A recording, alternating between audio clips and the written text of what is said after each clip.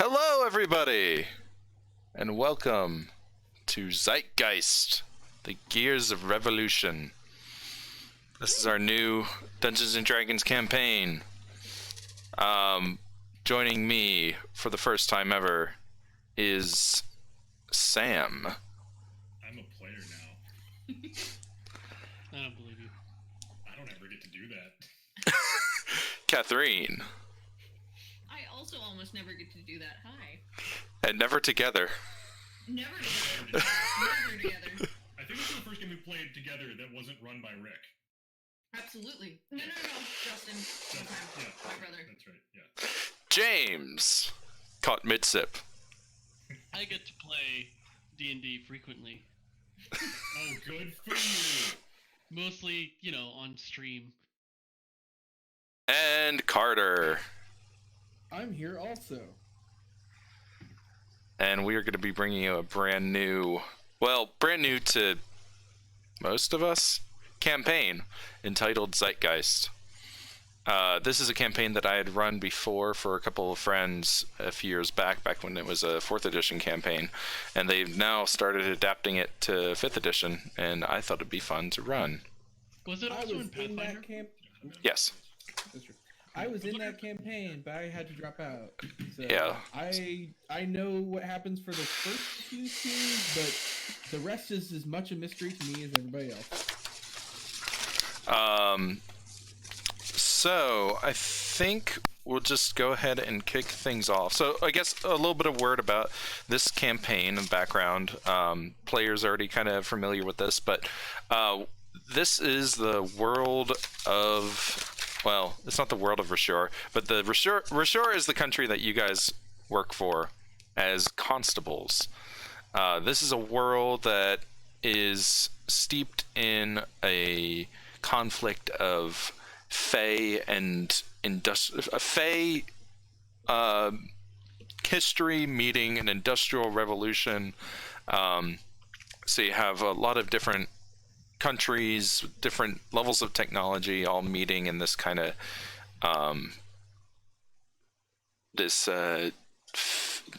competing with Fae entities. You have elves and you have tieflings who are they're now bird people because James wanted to be a bird person. Oh hey, is our extension working? Can you guys see the character things on the side? Yeah, I saw it. Hold on, let me reopen it because I saw mine. I didn't check to see if anyone else's was on there. James is the only character. All right. While James is doing that, the level of tech in this world is the level of tech in this world is vaguely late Renaissance. So you have gunpowder weapons, but you don't have smokeless powder. But it's more black powder than gunpowder. You don't have smokeless powder. And we have trains, but they're new. Yes. Trains they're starting to become fairly common. Okay, now it should have everyone's on there. There's a subway that's being built in the city that's very new. And yeah, there's going to be a lot of kind of naval aspects. It's a kind of a tropical climate, so you have like some kind of differences there. Anyway, I think we'll just kind of go ahead and kick off. So our players are all constables working for the Rasurian Homeland Constabulary. What is Rasuri? Is it Rasuri or Rasurin? It's I have the pronunciation got up. It's Reser, and Reser rhymes with Fleecer, and Rasuri rhymes with Missouri. All right, Rasuri. Sorry. It's constabulary. All right. Well, I'm just wrong on all counts then. Rasuri Homeland Constabulary. How's that? Perfect. You guys have been working together for a couple of weeks now on some small cases. You're not big shots by any means, but you are getting some notoriety. So why don't we just take a chance here and introduce ourselves, starting with Jack. Okay, so Jack is a human. He's about 30 years old, though he looks a little rougher and older than that. Most prominently, he's got a nice big jagged scar that you can't really tell if it's a knife wound or a burn or what that goes across his neck. He has black hair that goes a little bit past his shoulders. It's graying at the temples. He looks a little like Viggo, like Two Towers Viggo Mortensen. Sure. If you know where I'm going with that. Nope. Aragorn, James. Lord of the Rings.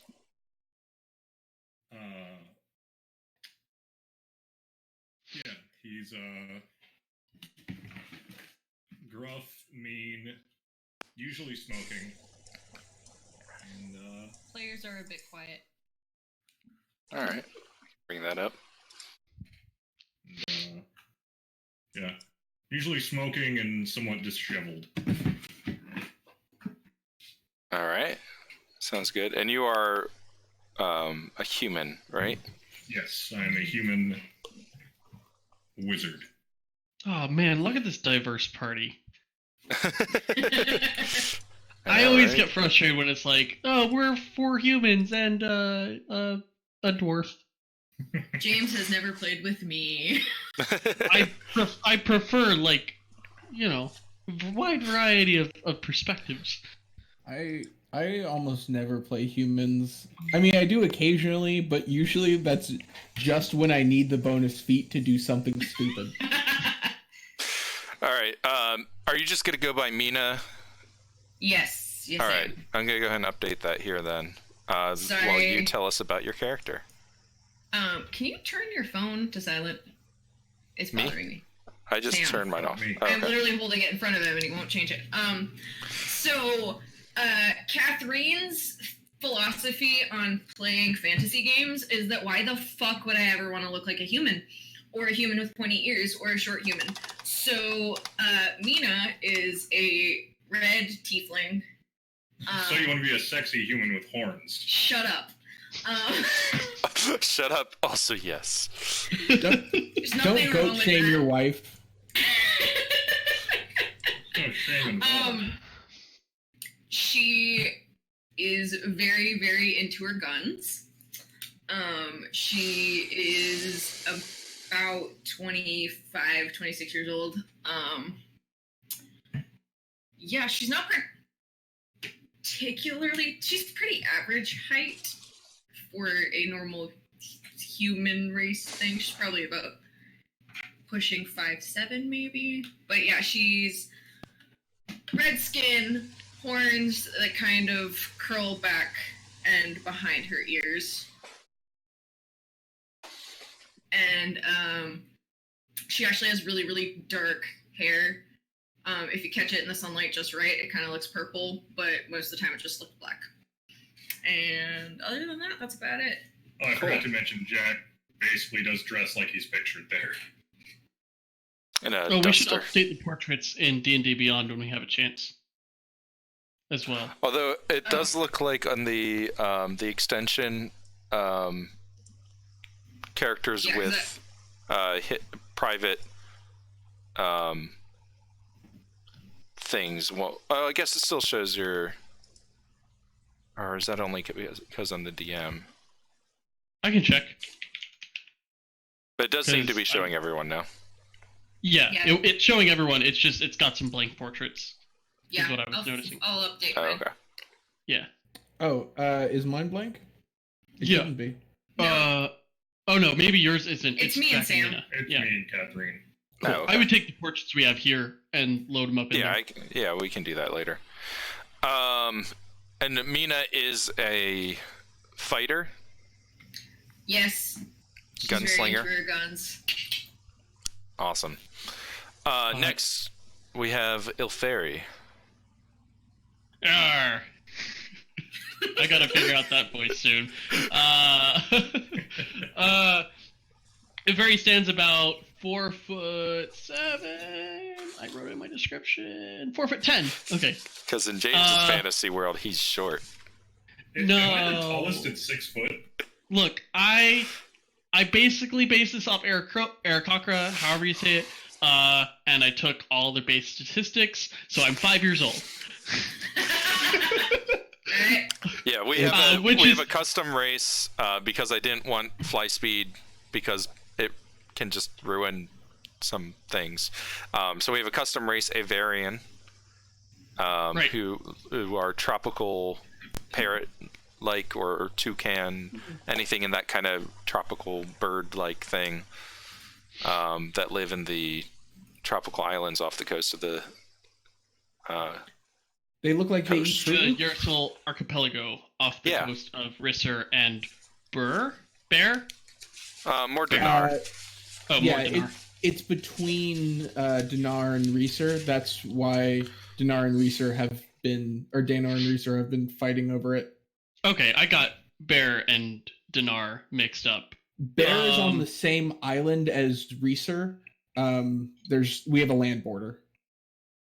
There's a mountain range border between Reeser and Bear. Yes. Right. So he's about the equivalent of like 30, 32 in human years. He's got multicolored feathers.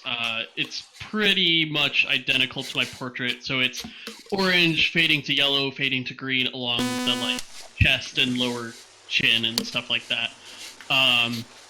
He's wearing leather, like just a studded leather doublet, I guess. And carries around like a weird kind of a fetish. It's like a little totem with bird feathers coming off of it. Not that kind of fetish. Words that mean different things. Yeah. And he used to be a pirate, kinda. So Cool. he's kind of got he's got sea legs on him for sure. Mm-hmm. And last but not least, we have Zeodor. Zeodor, pardon. Zeodor is a young elven man. He's the equivalent youngest of the party, being an adolescent at the tender young age of 83, and he speaks and moves very animatedly, but it is the first thing that you'll notice is that he gesticulates wildly, but only with his right arm.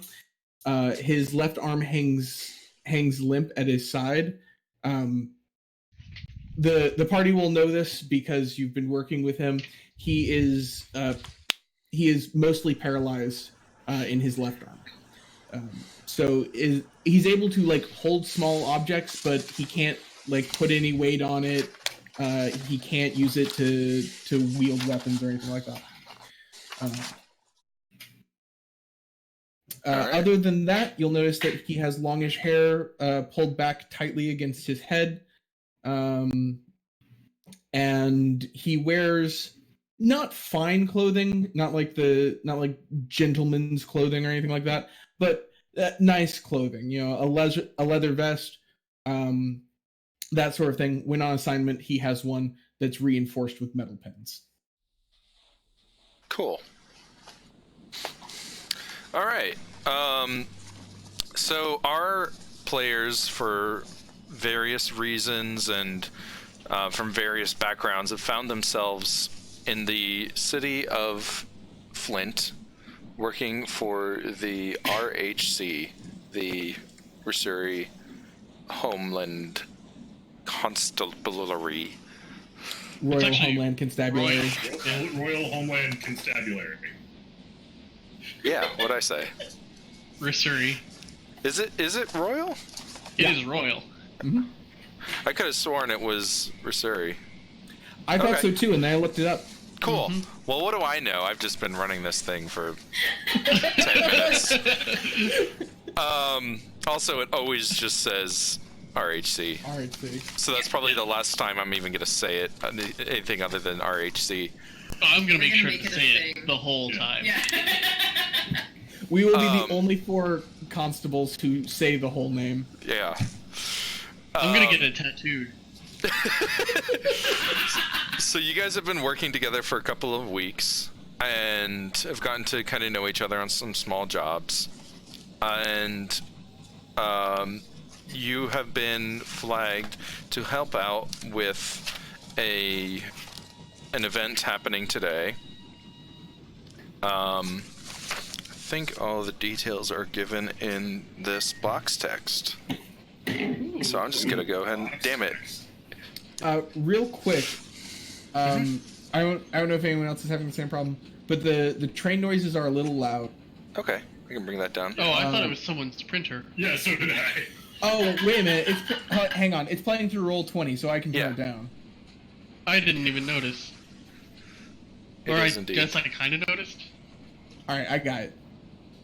Never mind. I thought it was playing through Discord for some reason. My bad. All right. Okay. Well, chat, if you find the background noise is too loud, let me know and I can adjust it accordingly. Anyway. Box text. It is the spring of the year 500 AOV, which stands for After Our Victory. 7 years after the end of the Fourth Year-So War, the shipyards in Flint have completed the first Versuri warship, powered solely by steam engine, not sail. Your monarch, King Euden, has come to Flint to witness the official launch of the mighty vessel.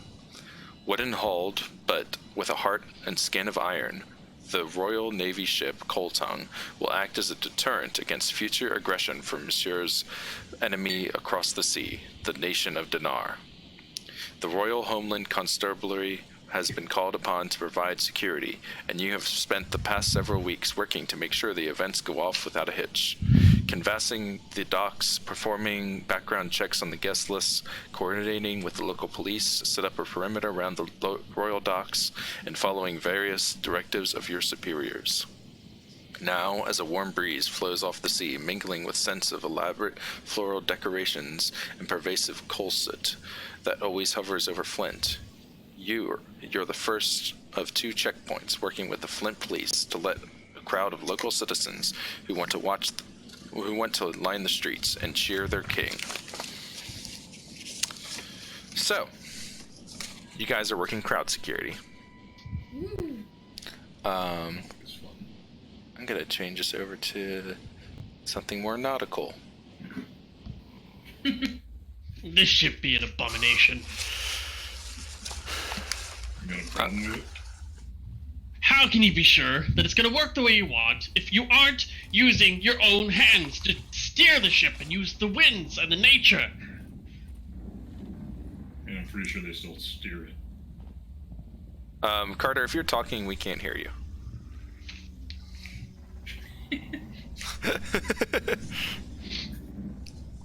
It's not the same. My mic got bumped by the table. I want to find a better place to put that. Okay. Did you want to repeat what you'd said, or? No, it wasn't important. Okay. I was gonna tell James something, but he wandered off. I'm Goodbye, here. James. I'm looking for a pencil, but I can hear you. I have a wireless headset. I'm sorry. I just need to be able to take notes. And I lost my pencil. Oh yeah, taking notes. That's why I came prepared with my book and my pen connected to my book. Oh shit, I have a book. I'm sorry. I'm sorry. So No, I'll we're just good, we're I'll good. just give some more background details. Yeah. So one of the special things about this setting is each player at character creation got the option to take an extra. It's not a background theme, Yeah. which is a completely different thing than a background. Definitely. In that it gives a certain feat. And these are very much thematically tied to the setting. So we have each player has chosen one of these themes and gives certain bonuses. James, for example, is a Skyseer. Skyseers are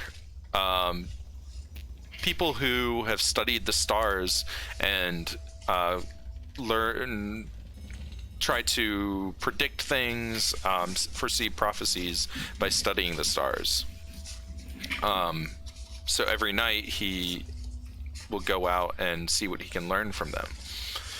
And last night he had a vision. Ooh. In that vision, he saw a crowd, a purple ribbon, the barren city Seobregia, a girl with a lisp singing the Risuri royal anthem, an empty bed, and a broken tin whistle. I got a crowd, a purple ribbon, a girl with a lisp singing the Risuri national anthem. Royal anthem. Very different. The barren city of Seobregia. Barren Yeah, city. is this a city that is known to be barren, or is this like the city of Theobrosia, but it's barren? The city of Seobregia in the country Bear. Oh, got it. Bear. The Baron. B-E-R-A-N. Yep, got it. Aeroprosia? I gotta type it out for you. The city Thank you. the city is in the country of Bear, and the name of the city is Theobrosia. Do I have that right? Yes. Damn it. Cool.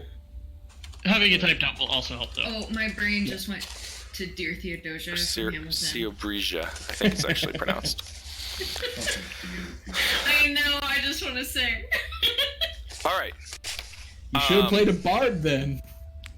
Hey, we might get there. Oh, where am I gonna get this message?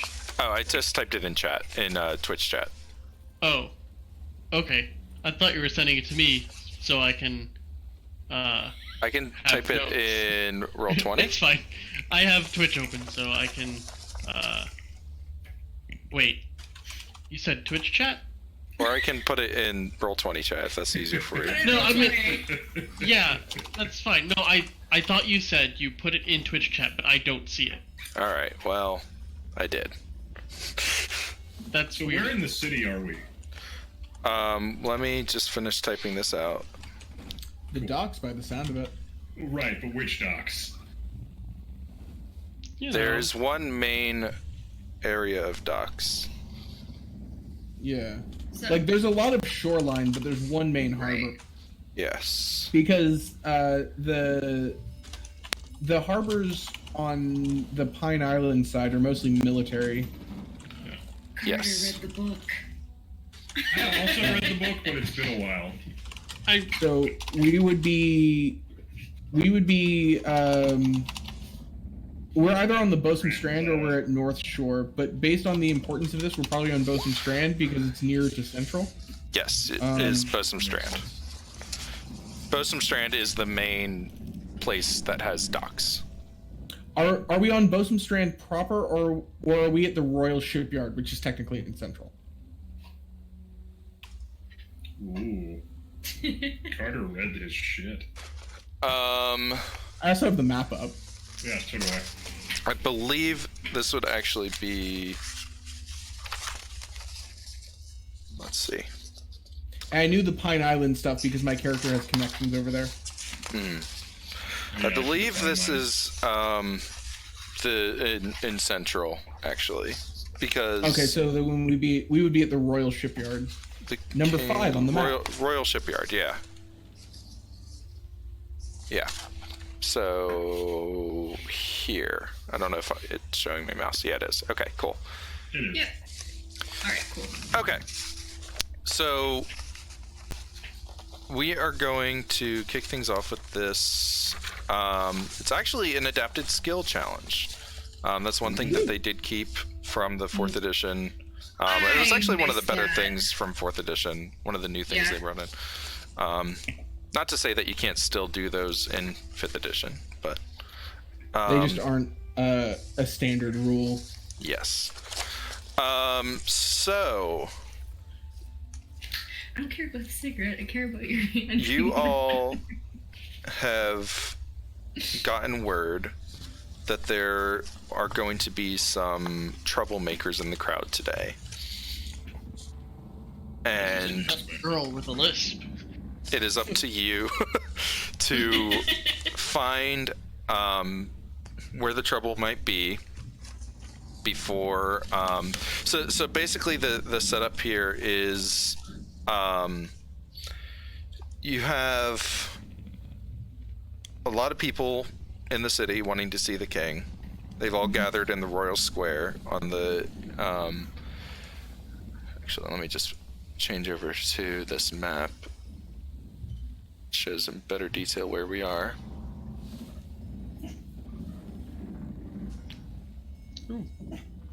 Ooh. I gotta zoom out. That's a lot. All right. Don't bite my profs. Well, that's a good one. Don't put it in my face.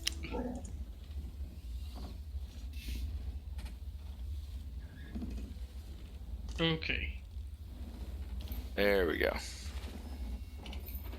One square is 30 feet. Got it.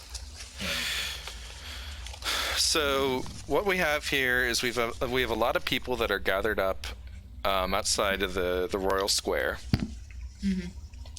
On the mainland side of the bridge that leads to the royal shipyard. The police are counting off to allow exactly 700 people onto the bridge so that they can cheer and watch and whatnot. The carriage with the king and other dignitaries is going to arrive on the street and be escorted down the bridge to the fleet square and finally to the ship at the end of the dock there.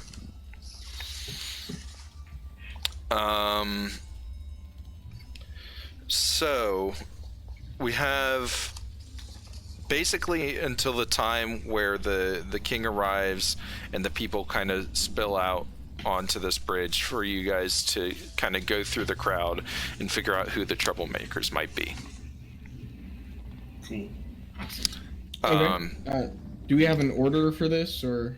Yeah, we can go ahead and roll initiative if you want, just for you to individually take turns. Yeah. If anyone wants to, take an action outside of that or whatever, we can work with it later. Sure. I did forget to mention that Jack has a distinctive way of lighting his cigarettes. Okay. Which is, he actually Magic? Yeah, he actually just fire, like his fingers kind of light on fire. Sure. He kind of brings them up to light it, and then shakes them out. On the subject of I thought it was cool. things we forgot to mention cool. about our characters. Zeodor has a spider robot that hangs out on his right shoulder. Carter's background is theme. Sorry, not background. Theme is technologist.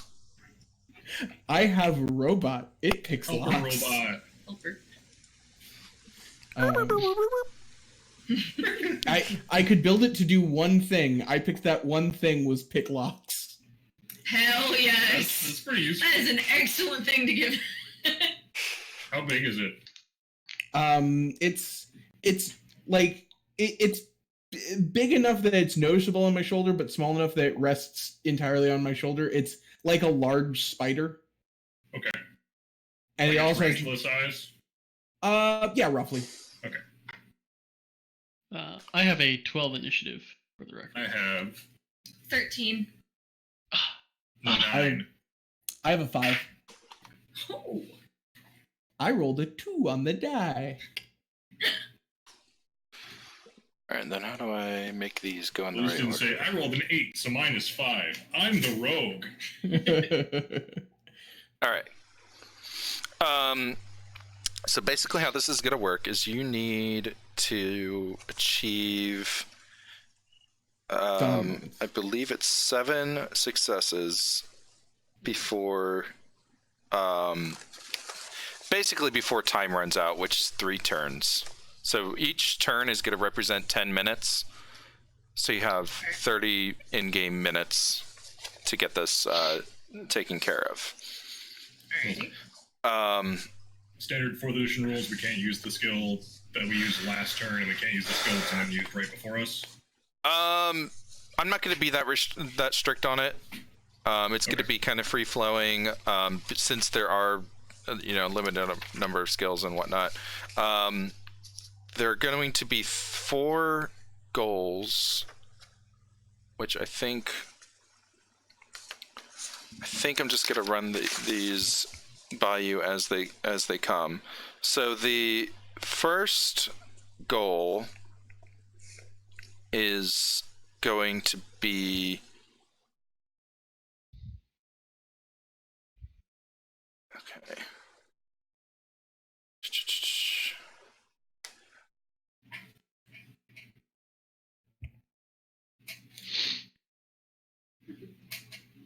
In preparing for today's event, the RHC determined that 4 groups in particular are likely to cause trouble. So we have the Dockers, the Primalists, the Agents of the Fae, and War Veterans. So I need somebody is going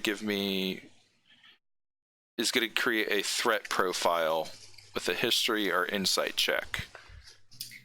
Well, I have my history because I'm number 1. I have insight.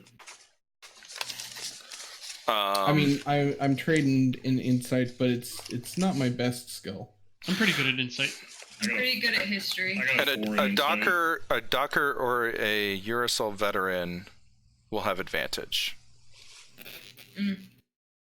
I do. Because I'm a veteran. Yep. Well, do you want to go ahead and do this check then? Yeah. Like I said, the initiative doesn't really matter here. Yeah. Okay. So with advantage, insight. Yep. Cool. So that first one is 22. Let's see if I can get it higher. And the second one's an @1, so good thing I had advantage. All right, there you go. So you gather the rest of the party around and just kind of and the police that you're working with, gather them around and give them just kind of a brief rundown. Dockers are usually burly working men with an eclectic fashion. Primalists have a particular hairstyles. They wear sandals, adorn themselves with druidic religious icons. Fae saboteurs are typically elves or half-elves with impeccable grooming from their rituals, though they often try to hide this by dressing in stained clothes. War veterans will either be in their mid to late 20s or late 50s, early 60s, and they tend to be in better fighting shape than common citizens. So keep your eyes peeled. All right. So now you guys are going to canvass the crowd. So this can be a couple of different checks. You can mingle with the crowd. You can try to get the cops to help you out. You could recruit rascals to help you, or just kind of scan the crowd visually. Catherine, do you want a horde of newsies? Don't bring up Newsies, I'll start singing that. Or any other thing that you can think of that would help you kind of narrow down, look for who might be trouble. Is there a place I can get kind of a higher vantage point? Yeah, there's some buildings nearby. Okay, I want to do perception, like, I want to scan the crowd with perception. I kind of wanted a higher vantage point so I can, like, maybe glide to whoever I identify as, like, a possible problem. Okay. So do you want to, are you going to do something to climb up high, or are you going to do something, or are you just going to do perception? I mean, I could do either. It'd be athletics to climb or perception to kind of scan the crowd.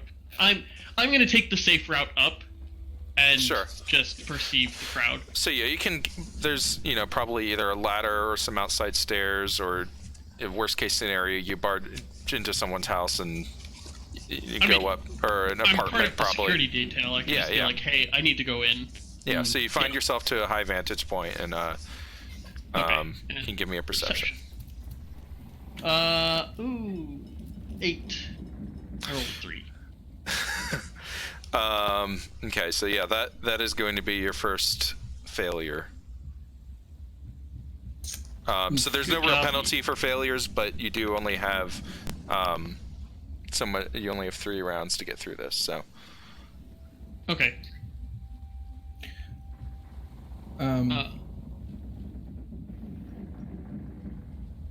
Okay.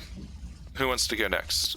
I guess Jack and Ilferi have already gone, so Mina or Zeodor. While they're doing that, could Mina mingle throughout the crowd and use, specifically knowing that like the Fae might be into something, look for elves and half elves and use her Arcana to see if they're doing any spells and magic and stuff that might look hinky? Yeah, you can give it a try.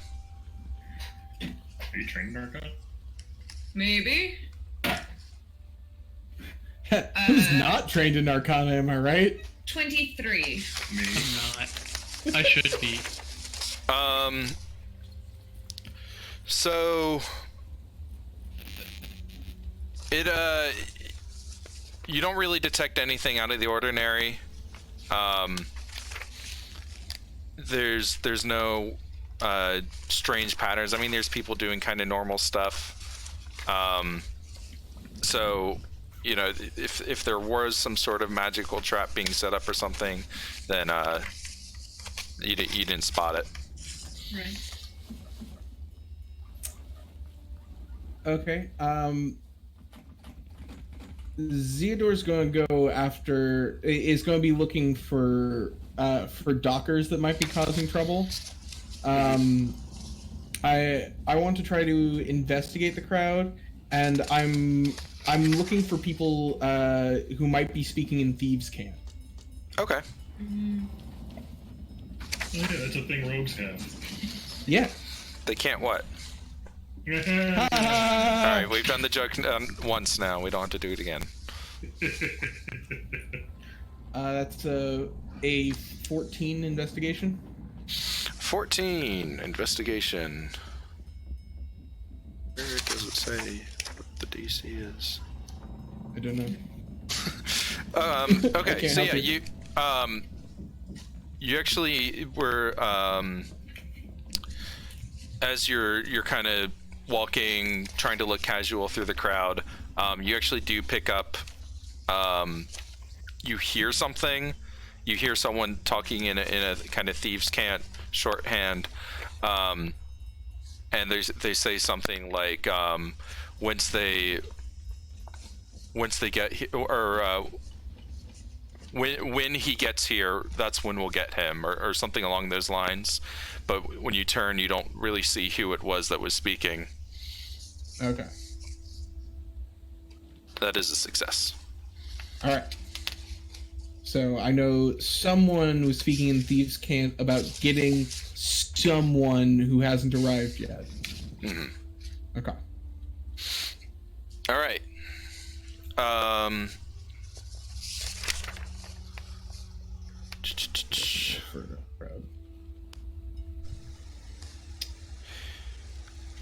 So the crowd has been waiting idly. People have been chatting.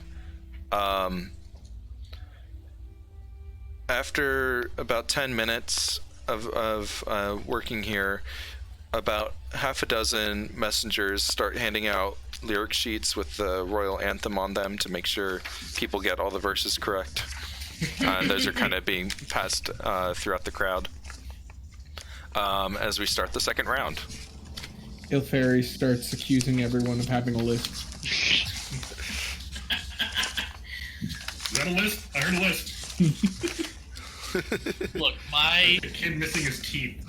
my moon visions are very accurate and prophetic. All right. Pepper butt? No.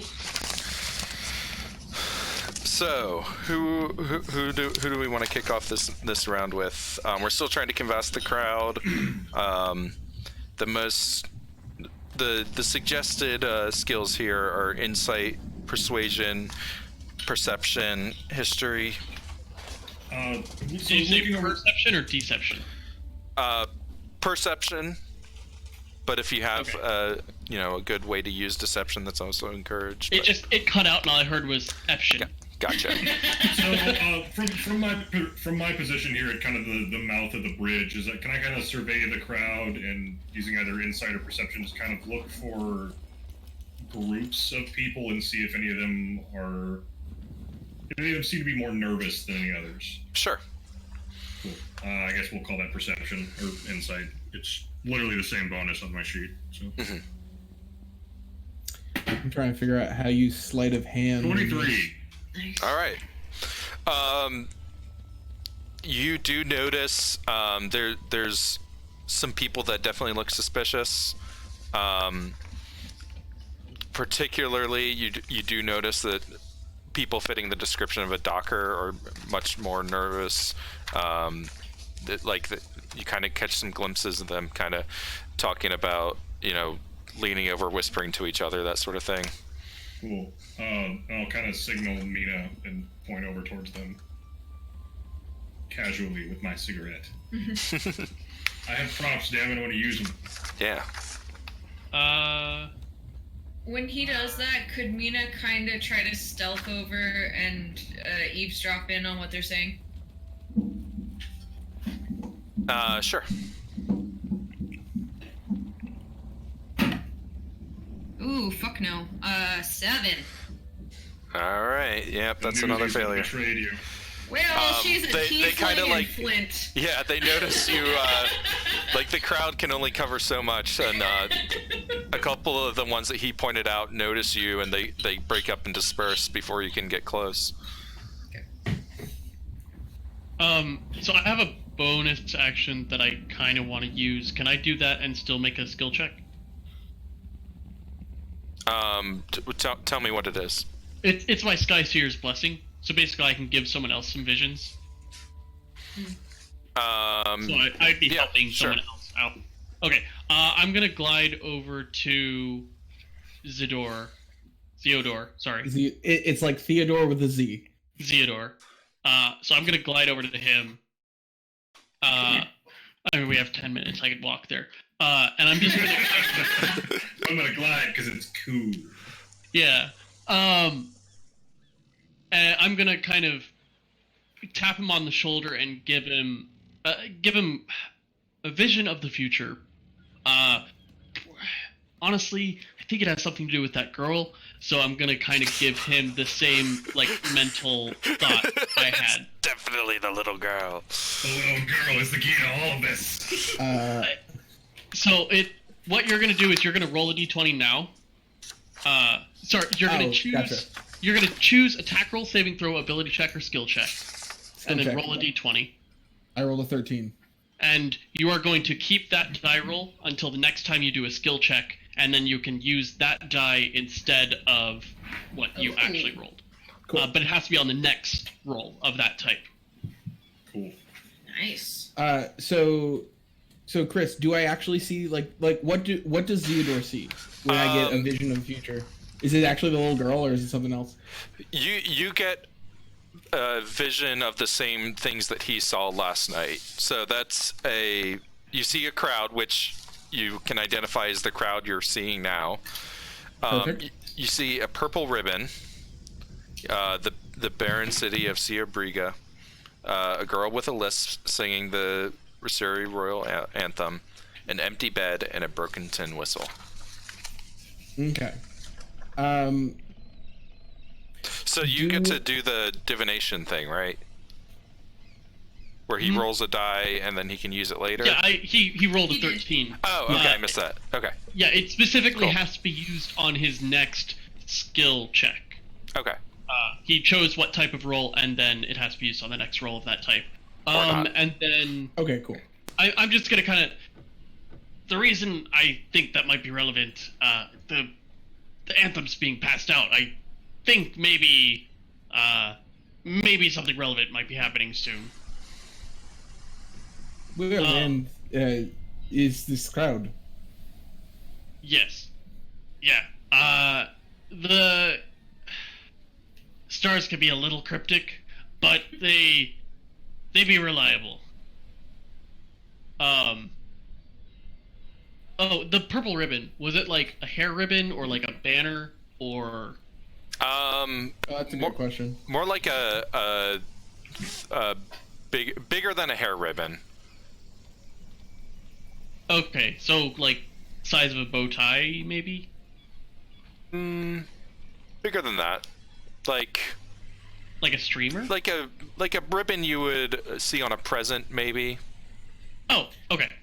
Like the ribbon on the back of Frollo's hat from The Hunchback of Notre Dame? Deep cut there, bud. About that size, perhaps? I made a Frollo costume one time, and it was real hard to find a ribbon that big. Oh, I bet.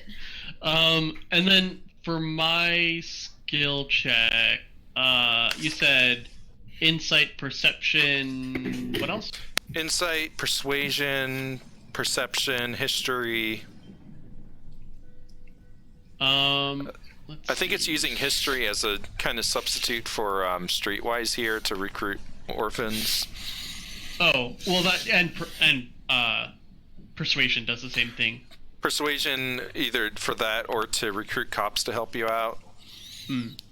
And insight would be to mingle with the crowd. Yeah, I think I want to try and mingle with the crowd a bit. Okay. I'm trying to think. I want to look for people that look like they might have been native to Bear. So, basically non-humans and non-tieflings. Sure. And then kind of mingle with them. And also non-elves for the most part. Oh yeah, and non-elves. I have a 16. Okay, so yeah, sorry. That is a success. So you that action basically helps you narrow down, like, you look at a couple suspicious groups that were kind of mixed in with the ones that that Jack had pointed out earlier, and you're basically seeing that they don't seem to be that suspicious, so you kind of are able to rule that group out. Okay. You guys, that's the end of the second goal. You are now at the point where you've picked out about 20 people of interest out of the whole crowd. So you need to find. You're pretty sure that it's the dockers that are planning something. So you need to find a way to separate the innocent parade goers from the actual threats. So this is gonna be another set of skill checks. I think.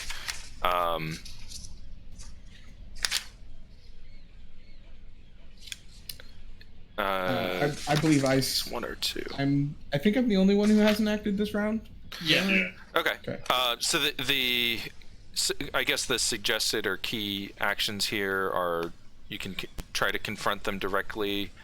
You could lie and try to get close to different people to try to draw someone out.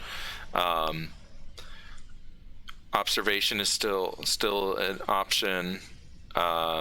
You could try to sneak around and grab them. You could try to go for good cop, bad cop. If you well, I guess actually for that one you would have to find someone first to kind of play off of, but yeah, once we have a target, I have a cool idea for how to observe a particular target, but it doesn't work for figuring people out. So I can, as a class ability, I can use the help action as a bonus action. Okay. So can I like bonus action to help and then still take my turn? Yeah, I'll allow it. Okay. I feel like that falls in the same vein as my Sky Seer's blessing. So. Yeah. So I believe I haven't played much of Fifth, but I believe that the way that help works I give aid to an ally, and then that ally has They have advantage on the next check. yes. Oh. Yes. Oh, never mind. You lend your aid to there's another creature restriction. when you use the help action. Oh, yeah, what's up? No, we're good. We're good. There's Okay. an extra caveat on it, but that's only for when I'm attacking creatures.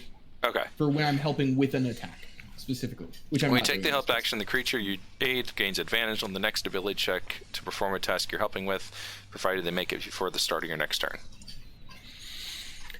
Okay, are there...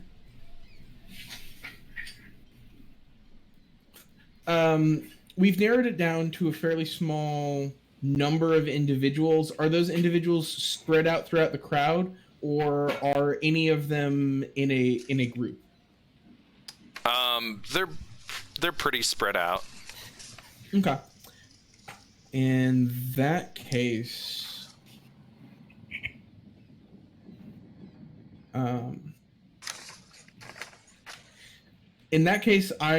what I want to try to do is I want to try to just rule some out.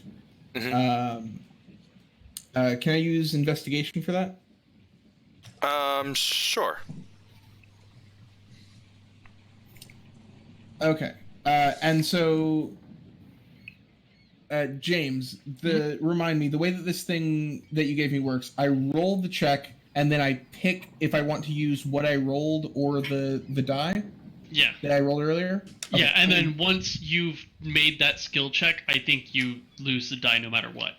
Okay. Yeah. I'm just going to double check. Yeah, that sounds right. Next time, ally would make the same type of roll before the end of the encounter. They may use the previous or opt to make a new roll. Yeah. Oh, okay. So you can choose to use this die or make another roll. If you have advantage or disadvantage, it replaces the... So I have to decide before I roll. Mm-hmm. Yeah. Okay, well in that case I'm just going to use the die because I got 13 on that die. So that's an 18 total. Okay. So yeah, you're trying to kind of like sift through the suspicious individuals, and you actually recognize one of them who's caused some trouble in the past as does it give his full name anywhere? No, Colton. Colton? It only calls him Colton. How's that spelled? Coulton. Is it not Colton? It's Colton. Is that not what I said? It's what Chris said. Oh, okay. On my end, it sounded like Colton. Colton. Colton. Right. Colton. I went to church with a douchebag named Colton. Cool story. Probably just Discord audio being weird. Yeah. So yeah, you have identified this guy. You can either go to confront him and pull him aside, or however you want to handle it. I'll leave it up to you. Oh no, I've got a way crazier idea. All right. So I would like to use a sleight of hand check to slip my robot into his pocket. Okay. Mm-hmm. What is your end goal here? So my robot is functions very similarly to a familiar, including giving me the ability to see and hear using its senses. Okay. So I'm planting a bug on him. Sure. Okay. Okay. That's a 23. Sure. You have planted a bug on him. Nice. Cool. Sleight of hand is one of my expertises. Yeah. So I plant the bug on Colton, and then move back over to where Jack is, and I put on what looks like a welding mask, which again, because you guys have been on tasks with Zeodor before, you know that this mask feeds him information from his construct. And so I put on the mask and I nod towards Colton to indicate that I've got him bugged. And that I think that he's trouble. I just, whether or not Jack gets that is up to Sam. Yeah. Theodore assumes that he does. I've got that. Can I use insight to kind of see the way the crowd's moving and how that would affect like ways Colton could move and kind of direct Ilferi and Mina to kind of cover his exits? Or cut him off? Yeah, sure. Cool. Do I have that advantage, Carter? Or I think he uses his bonus action to sleight of hand the thing, right? Yeah. Oh. Maybe. I don't know. Just roll regular. See what happens. 8. Not too much. That is a failure. Yeah. I had to go sub 20 at some point. We are in the last round of this encounter, by the way. The crowd is starting to get very agitated and is starting to rile up a little bit. People are starting to press towards the ropes that are supposed to be holding them back, and some people are starting to sing the anthem early. Okay, I am currently. Sorry, I had one other. Oh, sorry. One other thing first. As you guys are scanning through the crowd, you, Ilferi, go ahead and give me a perception check. Okay. Natural 20. 25. Nice. All right. You see two men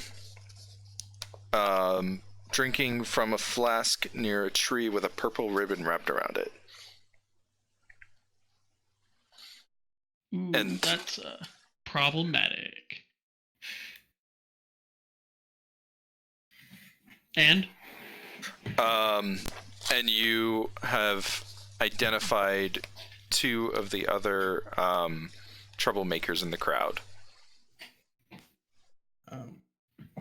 So as far as my bug on Colton, I'm currently deaf and blind to my own senses. I'm just seeing and hearing from my bug. But I'm basically just kind of waiting for Colton to do something to give himself away. Whether he says something, or if he tries to draw a weapon or anything like that. Okay. You actually do overhear him say, he walks over to these other two men that Ilferi spotted, and he says something like, "It's almost time. Once Dafton gives the signal, then we go." Okay. At that, where's the tree on the map? We'll say it's off to the side here. Okay, perfect. So at that, Zeodor is going to stow the mask back in his bag, and tell Jack, over there, it's those three, and start moving in to confront them. Okay.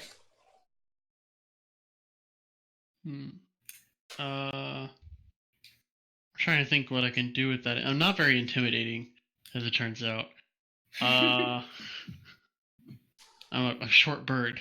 What do you want? What's your intimidation modifier? 1 + 1. But Same with me. You don't have to be intimidating.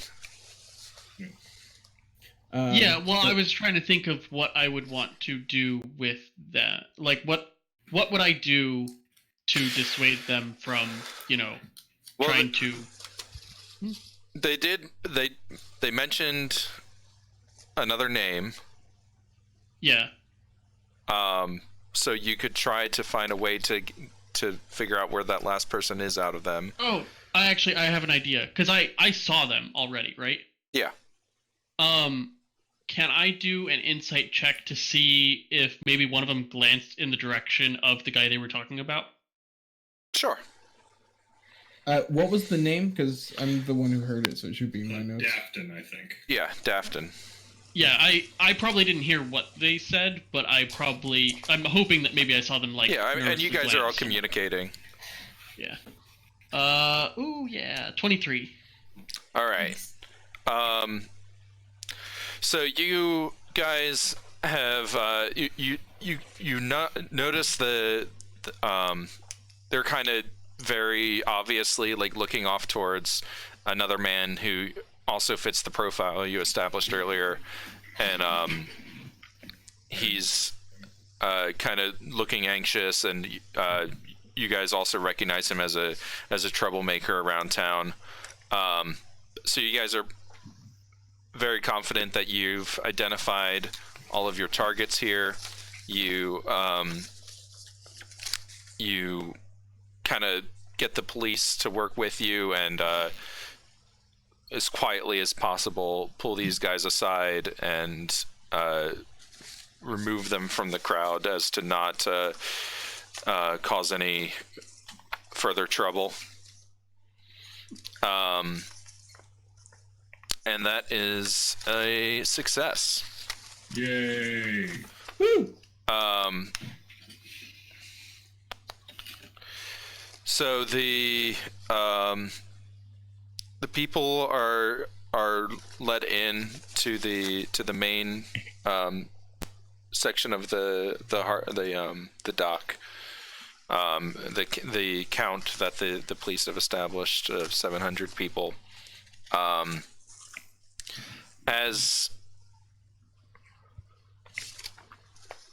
As the people are filing in,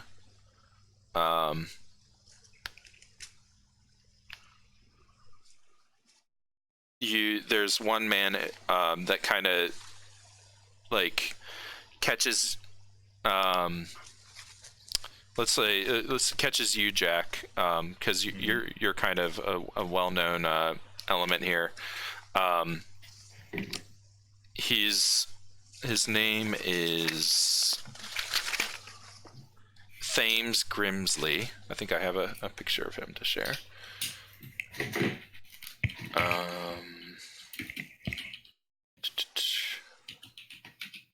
Here he is. Show to players. Looks like a lovely young man. Thames Grimsley catches you as kind of the crowd is going past. You recognize him as a man who's kind of been a part of he's been trying to establish a docker guild because he feels like they're not being recognized, and it's basically the dock workers, the factory workers feel that they're being mistreated in this city. He stops you and says to you, I want you to take a message to the governor if you can. What's that? My people are tired of the local police harassing us just because a few of the city's nobles don't like being made fun of in tavern songs. Some dockers have been arrested the past few weeks because they refuse to work 16-hour shifts loading and unloading industrial cargo. My people are restless. They're raring for a riot, and I'm trying to keep them calm. If Anything the governor... that I should know about? if the governor can't take some pressure off of them, I'm afraid that there's going to be blood soon. A few of your boys look like they're about to start something. Should I know anything? I don't know exactly what was his name again? Colton and Dafton were the two names we got. I'm not sure entirely what Dafton got into his head, but I'm trying to organize us and get us into something assembling a unified body. But the people can't take it much longer. And he just kind of slips off after that. And Jack's the only one earshot of this conversation. Yeah, I mean, whether or not, if you guys... Well, yes. I'll just say yes for now. All right. That's what I thought. I just wanted to make sure I understood correctly. All right, so... The first of the noble carriages have begun to approach the royal shipyard, and already the crowd on the bridge is doing its job, cheering, throwing flowers, performing folk songs, and dances to show their support. Before things get too busy, your direct superior, Assistant Chief Inspector Stover Delft, asks you to come to a last-minute meeting to give you your marching orders. Ugh. You find him chewing a bit of tobacco and eyeing a halfling chef who's carrying a tray of chocolate confections towards the docked coal tongue. I'm going to share a picture of Delft. Because he's cool. Am I also supposed to have this picture of High Elf Dreadnought Azrabi Viral? We'll come to that later. All right, cool. I wasn't sure if I was supposed to have that because you hadn't. We have it too, so. Okay, yeah, I don't know how to withdraw a thing from your journal. Things, yeah. It's fine. I'll just pretend I didn't see it. Yeah, I think that was from when I was testing things earlier. I figured that. Anyway. All right. Chief Inspector Stover Delft. Yes. Assistant Chief Inspector. Indeed. Excuse me. He is not Chief Inspectress Margaret Saxby, who has the coolest name. We'll come to her later. Makes you want chicken. And also, I love in his description here, which I believe I copied over here. You did. One of Delft's tics is that he walks with a cane because a mimic tore a chunk out of his leg 15 years ago. He has a bad habit of poking inanimate objects with the cane before he gets too close to them and spitting on them when he wants to be extra sure. That's pretty great. I mean, it's no magic soap, but I'll take it. His attention turns to you and he smiles. Only the finest for our king, right? Now then, he says, we're about to earn our pay. Lots of nobles about, so first, don't make a scene. Definitely don't want talk of any of the nobility. Don't talk to any of the nobility unless they address you first. Second, if something does go wrong, try to handle it yourselves, would you? I'm going to be busy applying my not-so-inconsiderable charms to very important people. The constabulary doesn't get by with just goodwill and pretty faces, you know. And third, you did good work, so I've got a surprise for you. He grabs his cane and leads you to the gangplank of the Cold Tongue. But he's not pursuing the halfling chef. Rather, ahead of you waits Principal Harkover Lee, the king's chief advisor and personal bodyguard. Do we have a picture of Harkover Lee? We do. Woo! Wow. I love pictures. So many pictures. Show to players.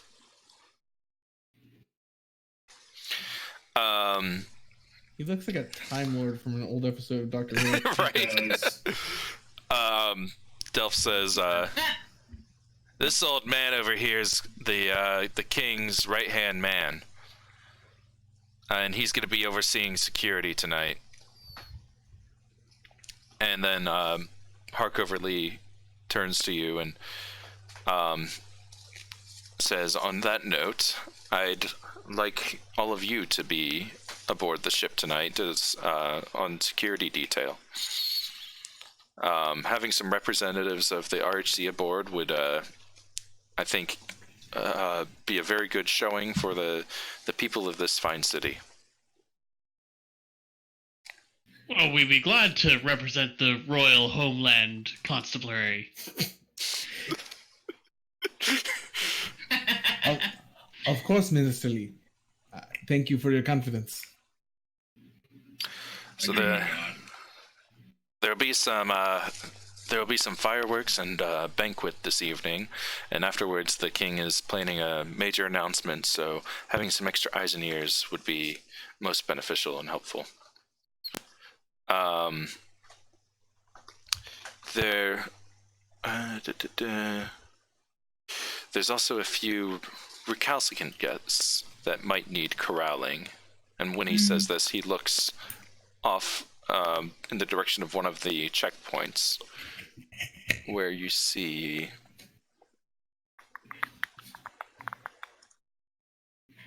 one quick point of order. I assume we're using because it would be stupid not to rule.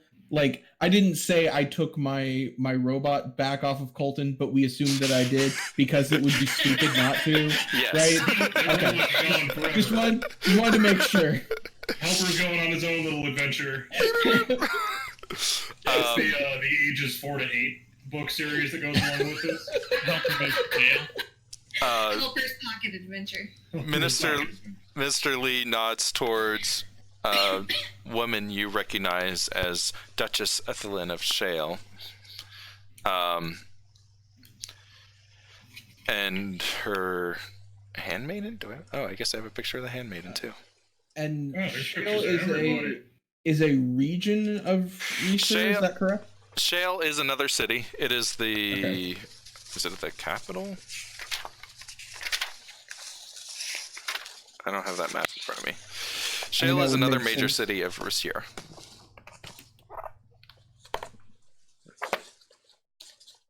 Where's my big map? I'm gonna need my big book. This is actually my giant 4th edition print copy that I have. Nice. That's not the whole campaign, right? That's just like the first... Yeah, this is the first act. Oh, there are 2 more books. I pulled up the Slate is the capital, and Shale is where this lady is. Well, not this lady. This is her handmaiden. But Shale is right near the Yarosol archipelago. So it probably saw a lot of the war. Well, she saw a lot of the war, so it makes sense. I think most of the war was fought in the archipelago. Yes, it was indeed. Right. But this, I'm not the war directly, but the effects of the war. Yeah. It was basically fantasy Vietnam. So you see the Duchess getting out of her carriage. This is the king's sister. And with that, Minister Lee says he must prepare for the king's arrival. If you have any other questions, direct them towards Delft.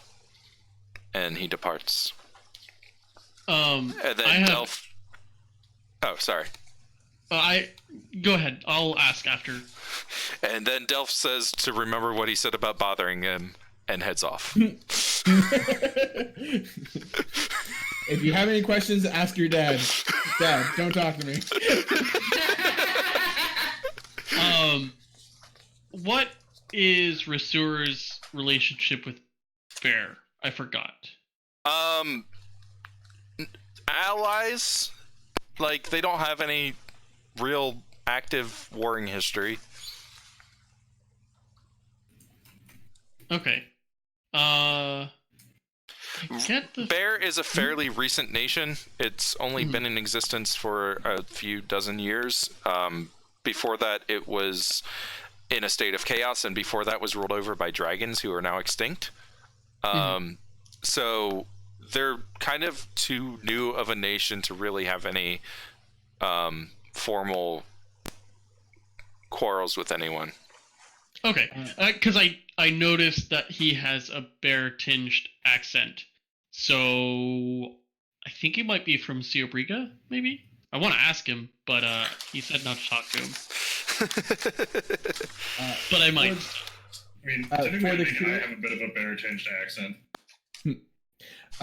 for the curious, the last dragon was slain 100 years ago, and 40 years ago, Bruce Leroy united Bear. So, my character's older than Bear. Indeed. By My 43 years. character's only 10 years younger than it. How long has it been in this thing? 40 years. Oh yeah, I'm younger. My character's 83. Because elves are adults at 100. Yeah. Wait, so you're like a 16-year-old? Yeah, pretty much. I take it to be like not quite 1-to-1, so I'm thinking it's probably like 17, 18, but yeah, I'm an adolescent. They hired a teenager? I've spent 13 years studying under a constable. Yeah, but I'm 5 and I'm an adult, so like It's like that doesn't matter. I've been studying to enter this profession longer than you've been alive. I don't think there's a lot of room to talk. Between you two and a burnout war veteran that I am, their recruiting is not maybe the most traditionally wise. I don't know. You guys wrote your backstories. I mean, given that before those 13 years I spent studying, I spent more than 5 decades as a smuggler. Fine. All right. So over the next about half hour, you have more nobles and dignitaries arriving. All told, you have about 100-person crowd, with about a quarter of them being dignitaries, such as nobles, merchants, prestigious military. Half of that 100 are retinues and personal servants, and a quarter local staff, some of which you have some plainclothes police. This is just kind of a the still waiting on the king's carriage to arrive to actually christen the ship. You kind of have a little bit of time to mingle if you'd like. Jack's basically just gonna go over like the edge of the ship, like the aft edge railing of the ship, and just smoke by himself. Zeodor is going to go around doing security checks, pretending he is not just undressing this machine with his eyes. Ilfuri's gonna be kind of with Zeodor, but more on the staff side of things, making sure like everyone's equipment is in order, especially like alert whistles. Mina's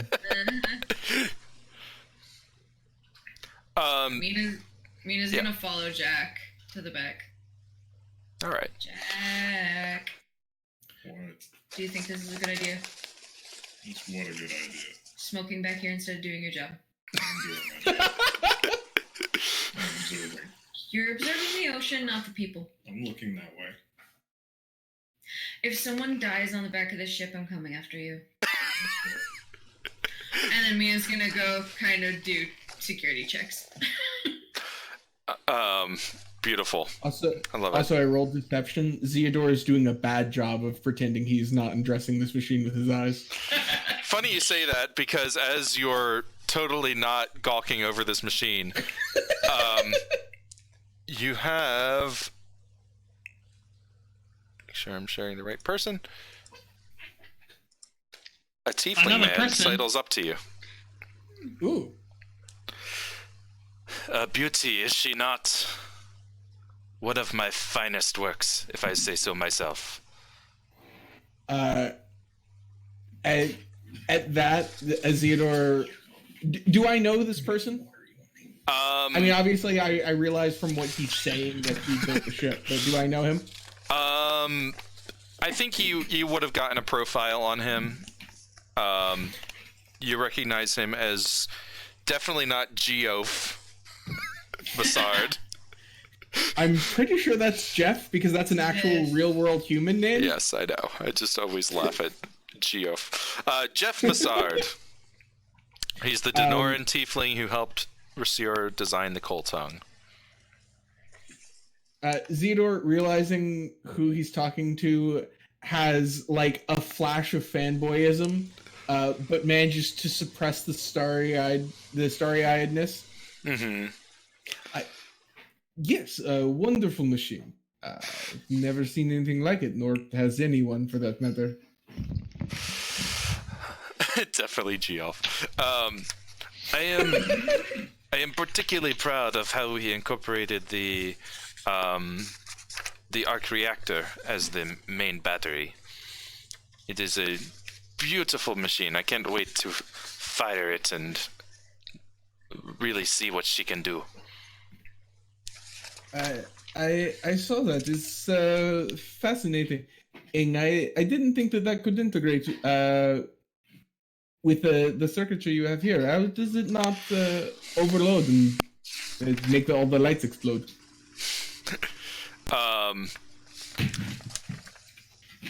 Well, he says, very much pretending he's never tried anything similar.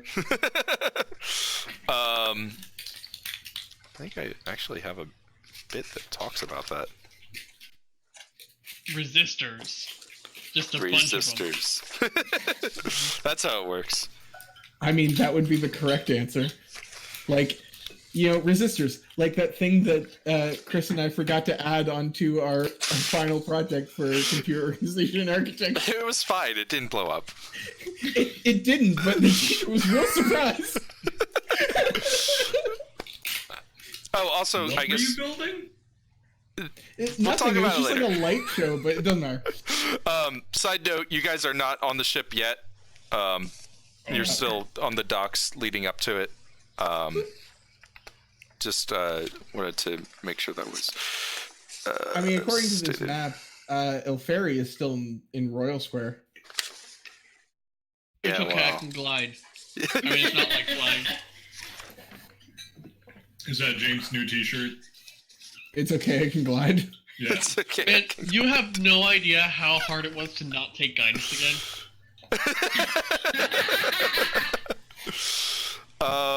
Well, I can't find it right now, so if we come across it later, we'll go over it. But he talks shop with you for a little bit.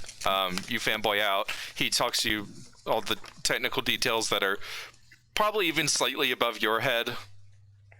Oh yeah, because most of Zeodor's tech knowledge is from the crap he slapped together back when he smuggled tech from Danor, which he managed to make some cool shit, but he didn't know a lot of the theory, so a lot of that is much newer to him.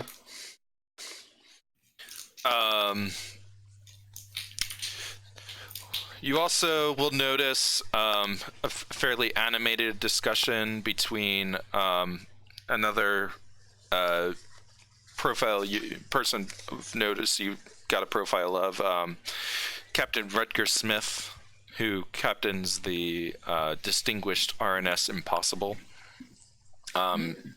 He's discussing quite heatedly with a dark-haired dwarven man. Seems to be that they're discussing philosophy. Smith endorses the post-Malice writings of the old monk William Miller, who says all conflict should be avoided by sufficient could be avoided by sufficient understanding between opposing groups.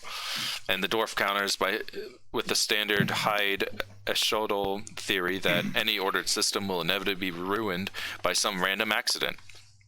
So a single misunderstanding would doom Millerite theories of peace.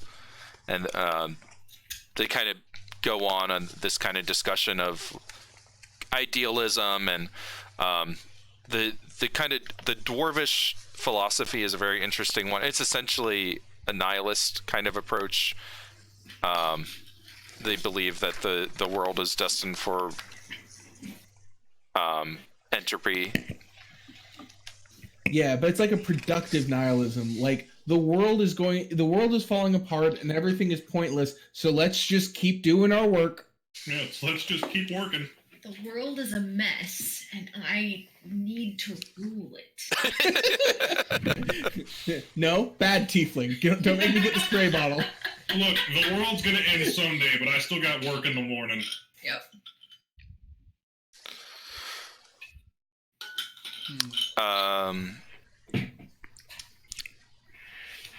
The Jack, the Yes. Duchess Ethelyn presumably recognizes you because you're standing off to the side and you're so easy to approach. I'm quite personable. Comes up to you and says, "It is my understanding that you have some sway over the arrangements of this event. If you could do an old lady a kindness, and the air here leaves me winded, and the company is beginning to give me a headache. I know my brother's party is going to run late, so I need a room I can nap in. I'd be very grateful if you'd arrange this for me." I'll see what I can do. Thank you. I'd very much appreciate it. Side note. Oh, no, go ahead. Sorry. I thought This you metal monstrosity is such a waste of time, of money. If you ask me, you need to remember the old days. You seem like you've been around a while. You fought in the wars. Yeah. You could say that. But don't get tricked into thinking that Denora's industry is good for Rashur just because my brother uses the word progress a lot. Seems to me no matter what happens, people are going to find new and innovative ways to kill each other. Indeed. And with that, The old ways work just fine. you hear some long, blaring horns announcing the approach of the king. Side note, I've been looking over Jeff's dossier, and Zeodor thinks he is the coolest.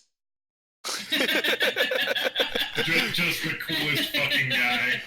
Do you want to read his last little blurb?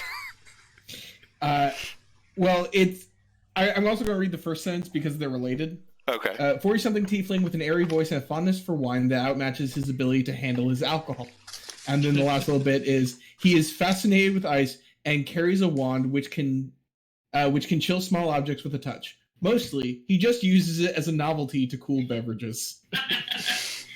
So he just carries around wine and uses a magical ice wand to cool it before he drinks it. Indeed.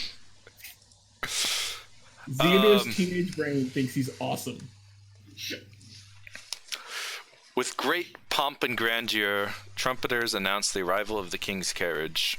Elite guards lined the thoroughfare and opened the door, and the city governor, Roland Stanfield, then the King Adolin himself emerged. Oh, I have pictures of them, too. Oh my gosh. My screen is just going to be covered in pictures. Yeah, it's pictures giving a lot of that tonight. Closed them, right? He didn't give us pictures of the two people discussing philosophy. That's true. Oh, I guess I forgot to. Wait, here's Rutger Smith. I don't think I actually have Looks the... like a mix between... He looks like Riker Yes, and Oh, here's the boat. He looks like Riker and Vandal Savage had a baby. Yes! All right, so here is the governor. Who you all know is actually a Deva. Sorry, I had to take a call for a second. Darby forgot I was streaming. That's okay. Governor Stanfield is a Deva who witnessed the fall of the Eladrin goddess Sarasma 500 years ago and died soon after, but was reborn as a Deva and has ruled or has had different kind of job positions of authority ever since. And then we also have the King Eowyn.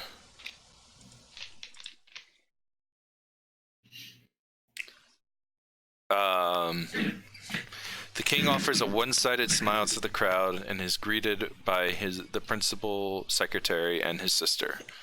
Children gathered in advance by royal aides cheer and sing the traditional crown anthem as the group makes its way to the docks. One girl has a lisp, I guess. Oh no! King, get down! That girl's got a whistle. These aren't necessarily premonitions of bad things. This isn't like Final Destination or something. Her song wills Gavrilo Princip into existence. He takes the shot.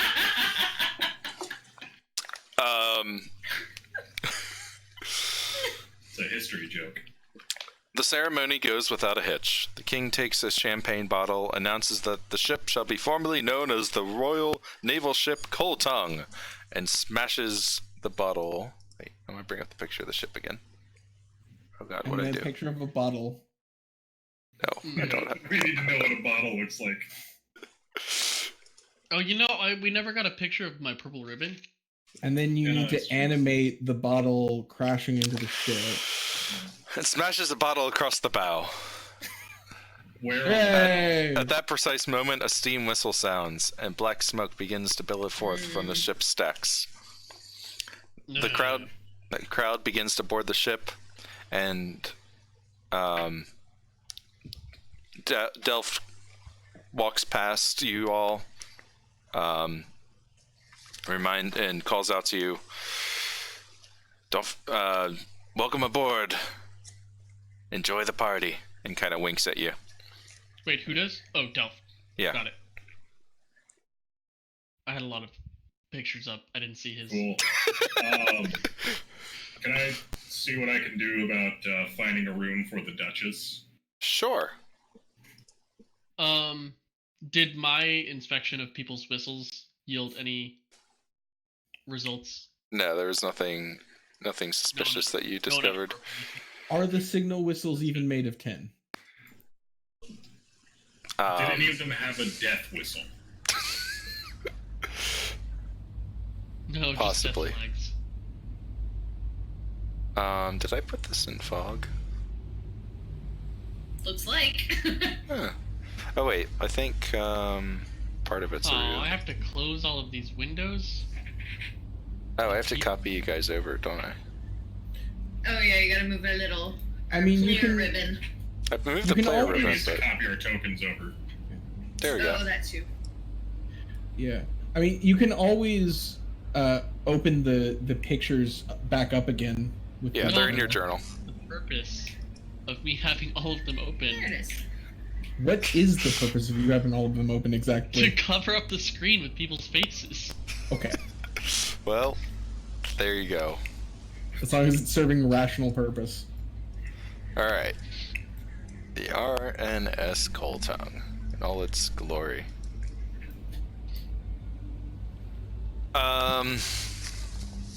Quick question. Yeah. These things at the aft and bow, are those deck guns or like cranes?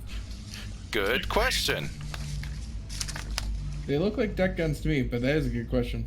Do they have like tackle on the end? Where is the description of the ship? I know I read it. Oh, that's right. It's here. Okay. He needs a bubble wand to aerate his wine.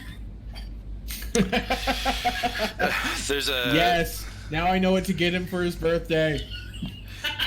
A heavy turret on the main deck fires enchanted shells in a forward arc. 23 Okay. cannons line the gun deck, which is capped aft by the galley. Below the gun deck is there's four decks. There's the main deck. There's the gun deck, there's the berth deck, and an engine deck. Okay, so I think that these forward, like, brass-looking cannons are probably the cannons it describes. Yes. Yeah, and those things are so that great. was, yeah, or some other thing. On the main deck also sits an elaborate glass frame reinforced by magic to be as strong as steel and shaped in a half cylinder to resemble the boiler of a train locomotive. While its design is partially aesthetic, intended to evoke the power of Rassur's new industry, its innovative structure is Rassur's secret weapon against Denoran warships, a magical capacitor. Excess energy from the engine is stored within the structure. Even when storing its full power, the interior of the capacitor is quite safe to walk through. Its expansive windows let it serve as a venue for ceremonies and celebrations. And it also okay. Well, there you go. That's the explanation you were looking for earlier. Yeah. It also... the real purpose is to power the attack spells that cast... attack spells cast by the ship's war mages, and to charge the brand, which is the figurehead cannon. Okay. So Okay. that's what this is. Yes. Okay, cool. The gun ports, windows, and main deck are all ringed by a thin inlay of gold wire, which, if any of you recall from the player's guide, and I'll say for the audience, gold has a special property in this setting. A ring of gold can prevent teleportation. So That's right, I did read that. a ring of gold on someone's hand will prevent them from being teleported. A ring of gold in a window would essentially block line of sight for teleportation to be done through that window. So it wouldn't be uncommon to see people either wearing a ring of gold, or you as constables might carry one on you at the very least to apprehend magical folk that are prone to teleportation, such as Eladrin. Sorry, so where was that gold? Around the perimeter of the ship and around the what do you call them? Port holes. Got it. So basically, you cannot teleport into or Gun out of ports, the ship. windows, and main deck. So there's a line of gold all the way around the perimeter of the ship. Got it. So if you wanted to teleport somebody into or out of the ship, you'd either have to break that seal or get them above the deck somehow. Yeah, exactly. So, Jack, you said you went to go and see if you could secure a place for the Duchess to stay. Yes. You go below deck, and you find an officer named Elien Otbrook. Mm-hmm. He's his job this evening has been to ensure the visitors are taken care of and are happy. So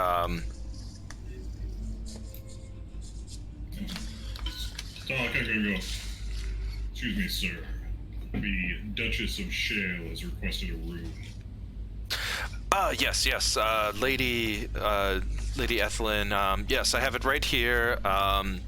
I've prepared a room. On the back of the berthing deck. It's all arranged.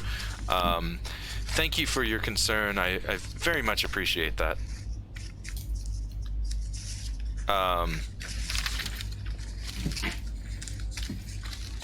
Then he kind of scurries off to make sure that the room is taken care of.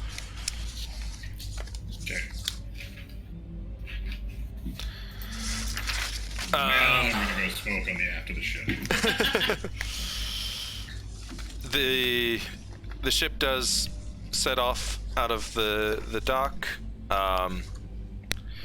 it's going to be about an hour before the ship reaches its destination, which is just out beyond the Ares Islands, north of Flint.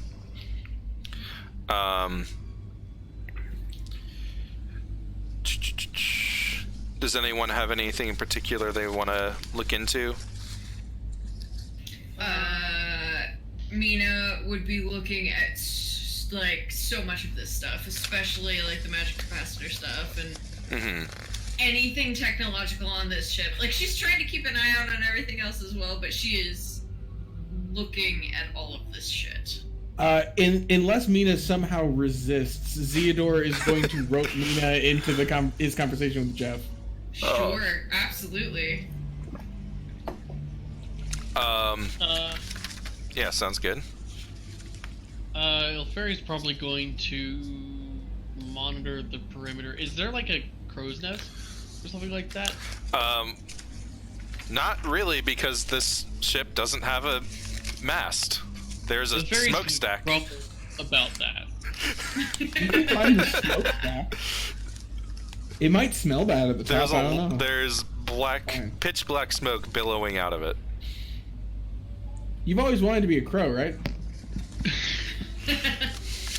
These defiling what a ship should be. It's like they don't understand sailing at all. As keep an eye you, on things. Sorry, go ahead. I feel like there was somebody that would be interested in share that view. Duchess Ethlyn?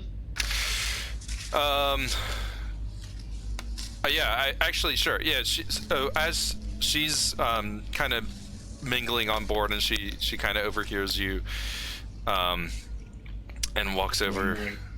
Well, at least there are some of the young folk that still understand how it should be. Of course, I was basically raised on a ship. It's this abomination. I don't even know how to describe it. It's just wrong. A metal monstrosity is the term I've been using. It certainly is that. I'm Ilferi of the... Well... Sorry, I gotta make a quick decision about my character if he aligns himself with his flock at this point or not. Formerly of the Skywing tribe, or flock in the Aerosol archipelago. A pleasure. Quick question about your flock, because the Aerosol Islands are, some are controlled by Danor, some are controlled by Reeser. Is your flock's home island controlled by Reeser or Danor? Neither. It's unaligned. Works for both, kind of. They're kind of caught in the middle during the wars, and kind of have it's a small island, and they kind of don't have any land worth controlling. No Man's Island. Got it. Yeah. Strategic. Peoples from his tribe were kind of recruited for either side. Yeah, go ahead, Jack. How much of the population of Eurosol is avian? There's like 4 islands. Yeah, not very much. Not a ton. Okay, cool. And for the benefit of chat, this is not questioning loyalty. One of the restrictions of the campaign is that we must be loyal to Reeser. There's actually a psychic probe that all constables have to undergo to make sure that they are in fact loyal to Reeser. So that's just like one of everyone's character traits, is we are all in some capacity loyal to Reeser. Yes, indeed. Loyalty is an interesting phrase. Sometimes I think that the tiefling might be the most loyal out of this whole group. Yeah, they saved my life. Zeodor is very loyal, mostly to the RHC and to Reeser by extension. Yeah, and Resurans saved me from a shipwreck, so, there's plenty of loyalty there. Yeah, I used to be a sailor with Well, I used to be a sailor. I'll put it at that. Did Hey, I some used to be a navigation. sailor too. Did some navigation on some ships. A little bit of sky seeing. I see your earrings, and you know, I appreciate the loyalty to the old ways.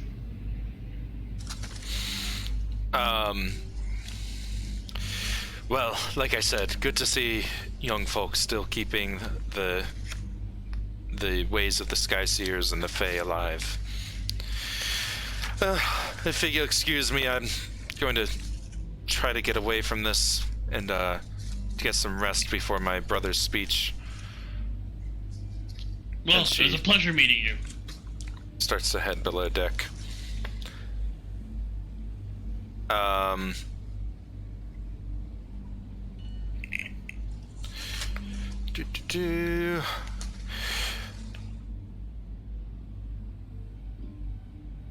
And Ilferi will just be walking a perimeter, kind of, standard security detail sort of thing.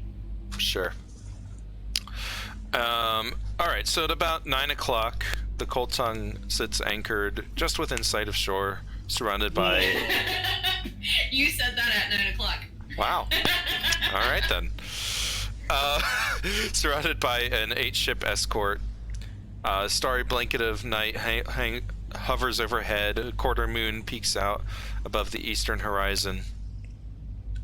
The crew have set up an outdoor kitchen in the aft main deck, using the interior of the capacitor as a banquet room.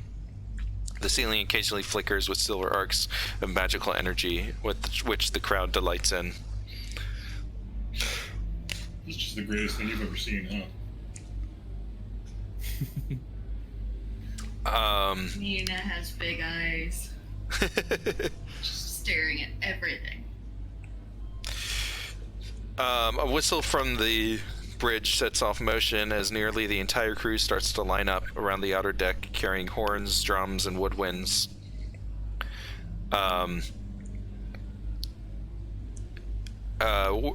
Where would you guys kind of be situated as the important people are kind of getting their food and? I'd probably stay closer to the door, like the entry door, I guess. Mm-hmm. Sure. I'll make my way over to the, still kind of around the edge of the ship, but within view of everything. Mm-hmm. I'm waiting until it looks like everyone has gone through the line, and then I can like pick stuff up discreetly because I'm fucking starving at this point. Sure.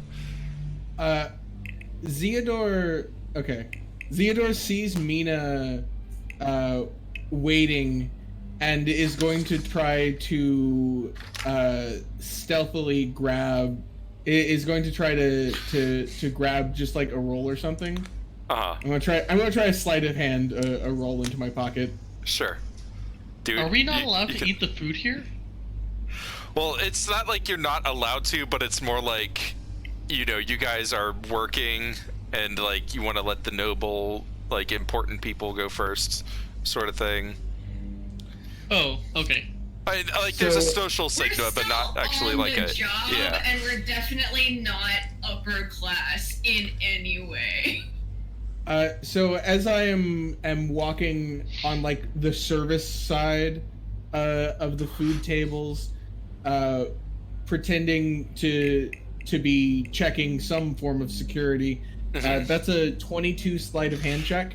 Yeah, you managed to get a roll and a little honey cake snagged quite deftly.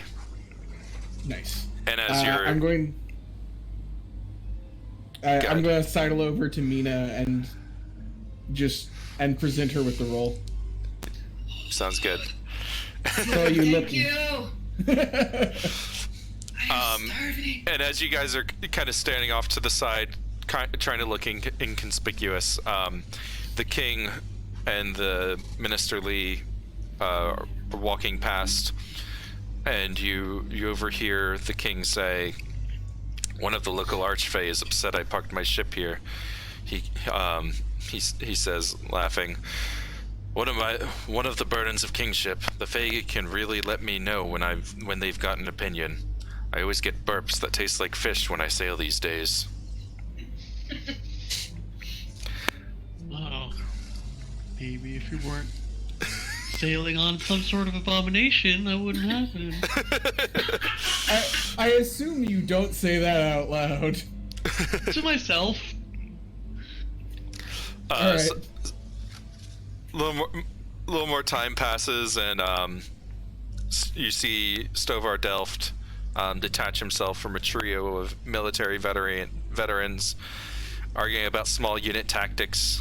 As he comes up to you, you two who are at least the only two together at the moment, he says to you, the Duchess hasn't come back from her nap yet, and she went down about an hour ago. You should, I'd like for you to go down and check on her, make sure she's not trying to embarrass the king by hiding during his big speech. Right away, sir. Do you remember the vision that I had? Yeah, the empty bed. Mm-hmm. Do I see her lady anywhere, Sokana? No. Theodore's going to head straight to the aft cabin. All right. Anyone else going with him? Me. Yeah, if I see him leaving, although we can have some security detail in here. And if I can keep watch up here if you want to go down. Okay. I would probably motion to Ilferi, because he's easy to spot. That we're heading down below deck. All right. Sounds good. Keep an eye up here. I got a bad feeling about this. I got it covered. And then reveal some more the ship as you go down. Actually, it's the berth deck where she was stationed. So that's, keep on getting it out of order. Main deck, gun deck, berth deck, engine deck. Right. So she's two decks down. Okay, yeah, you've already moved yourself. Let me move the camera here. So she's in. Brings the door down. Yeah, sorry, I was looking at something else for a second. So she's situated in the room to the back of the cabin here. Back port side. Presumably the one with the bed in it. Yeah.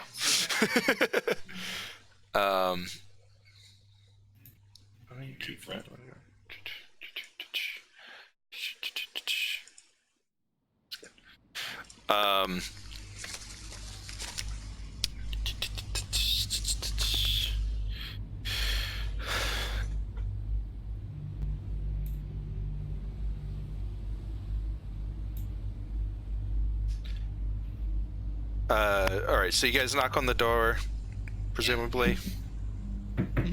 Madame, your brother's speech. We don't want you to sleep through it. You hear Just... you hear a young woman's voice. Milady is still very tired. She's not feeling well. Sokana, I'm afraid we must ask that the Duchess attend the speech. It is a matter of propriety.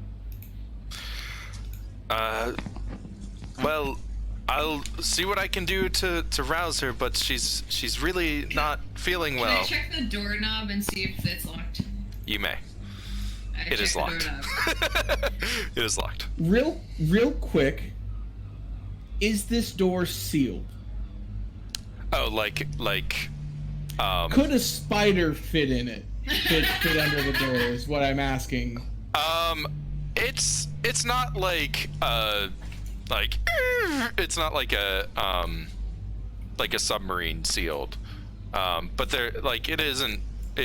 There's not a crack underneath or anything. Okay. It is a solid door.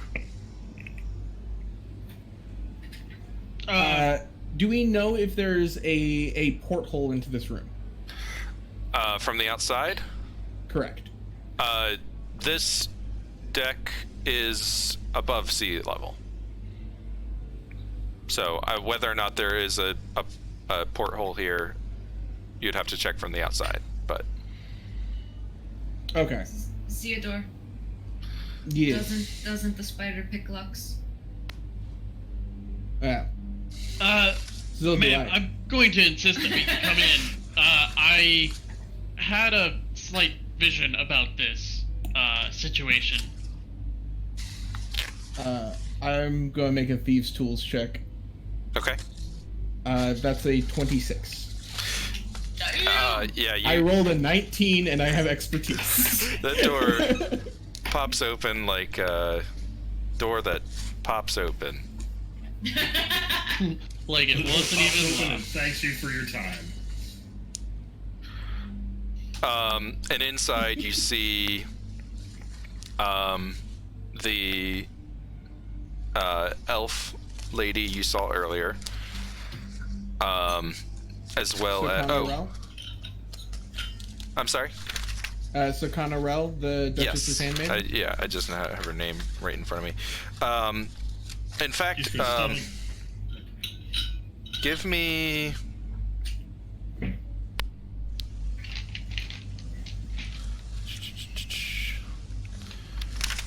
Where is it?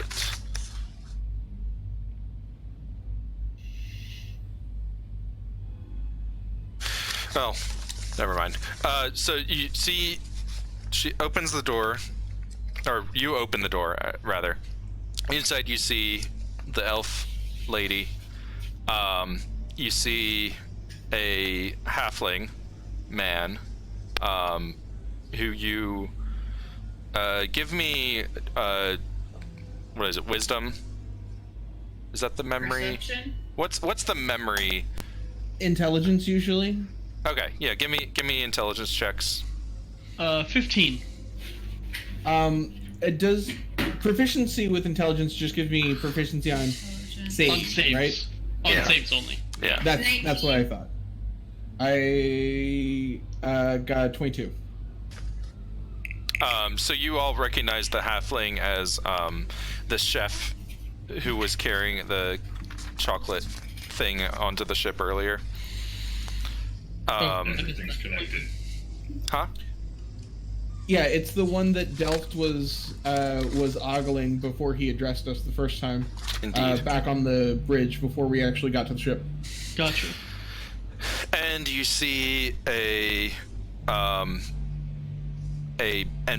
empty bed and no one else in the room. And upon Go ahead. upon the door bursting open, the halfling jumps at you. And I'm gonna need initiative, unless you had something else to say real quick. Oh, I was just going to say I assume that the bed is the same bed that Ilferi and by extension Theodore saw. Yes. I rolled a natural 20. Yay. 23. Are these 5-foot squares, by the way? I believe they are. Okay. This die cannot stop rolling 19s. That's a 22. Yes, these are 5-foot squares. I switched to D20s and it's just on fire. 8. You're gonna die. No, she's just waiting to react to the situation. I don't actually usually mind going later because I usually play clerics or ranged people, and Yeah. clerics and ranged people are actually better near the rear than up front. Yeah.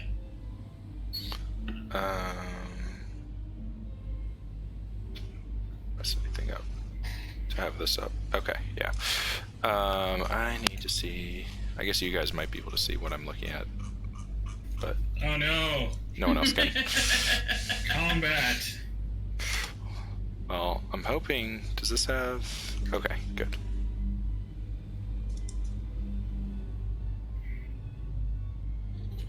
Statistics, my greatest fear.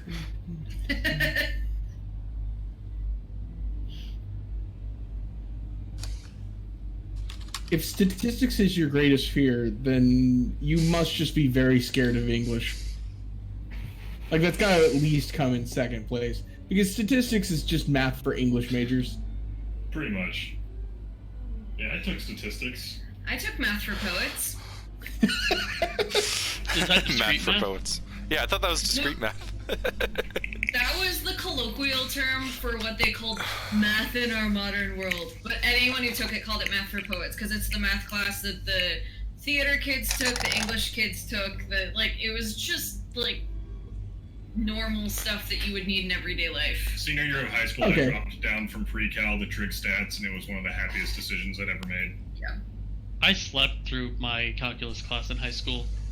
I took Calc 2 and 3 in high school. You know, if I'd slept through it, I probably would have not done much worse than I did.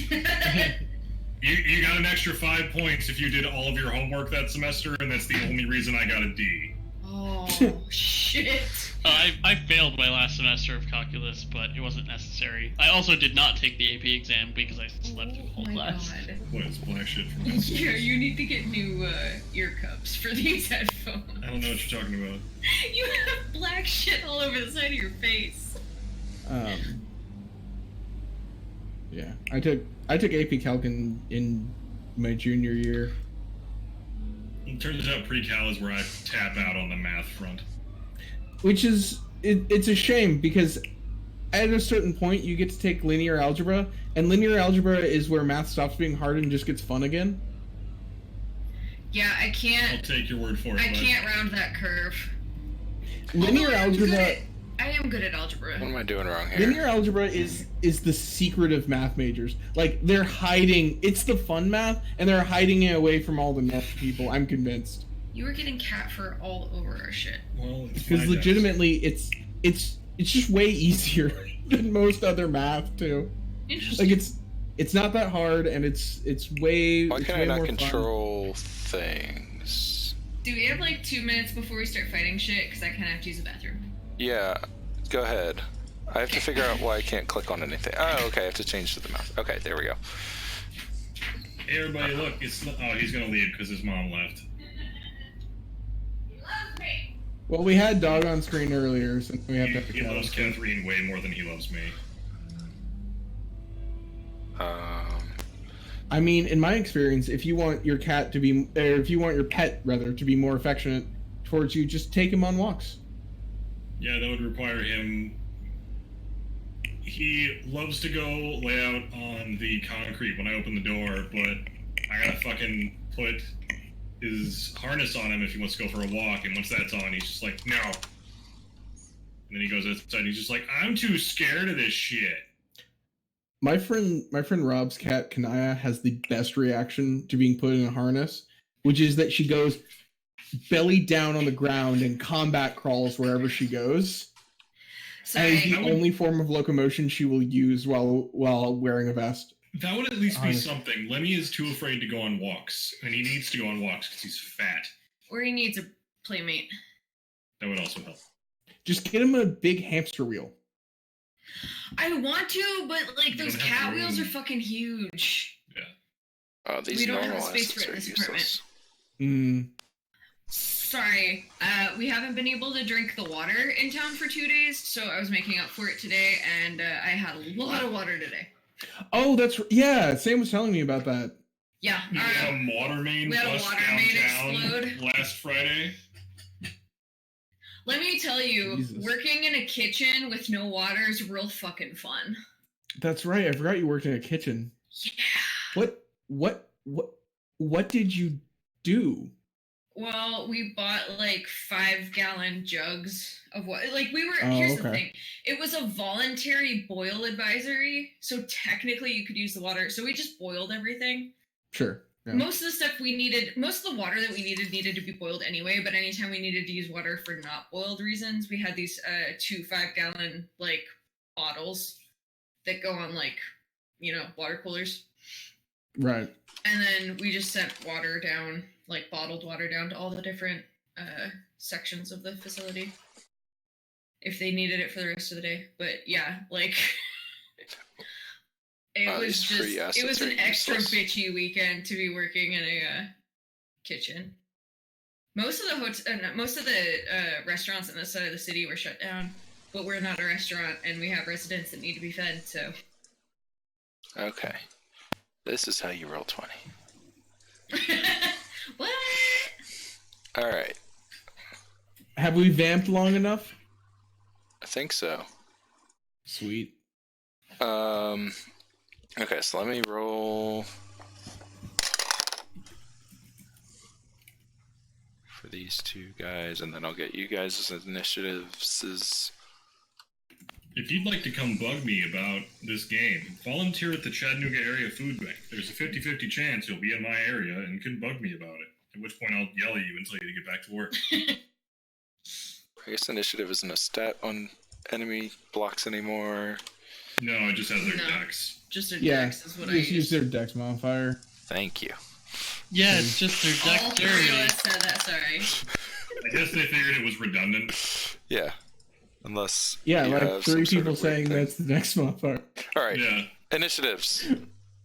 23. 10. 8. Do you I want heard mine? 10. I heard 8. Do you I think we'll heard be able 20 to hear something. dex? 23. Yeah. Well, let's just go ahead and get Jax just in case. That's what I figured.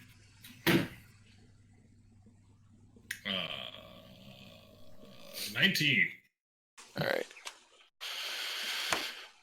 Man, I sure am enjoying this smooth, relaxing cigarette. Take a full round action to smoke. Yeah. Okay. So the Yep. let's see, how does this work? I would have stepped back here to let him open that door. Yeah. And I would have been in the door frame because that would... Opening the door. The halfling was actually waiting for you guys, so he's gonna have a surprise round. Sure. Yep. So he is gonna go ahead and attack Zeodor with his short sword. Or short sword. That's fair. Short sword. Sword. Is that a short door? Might It's be. the short He is a sword. halfling. That's racist. That's wow. 19 on the die. Oh, well, 20, yeah. 23 to hit. You didn't need to say the number. Oh, okay. It's a 19 on the die, and I'm not a... 5 damage. Ouch. And he'll swing his other short sword at you and miss with an 8.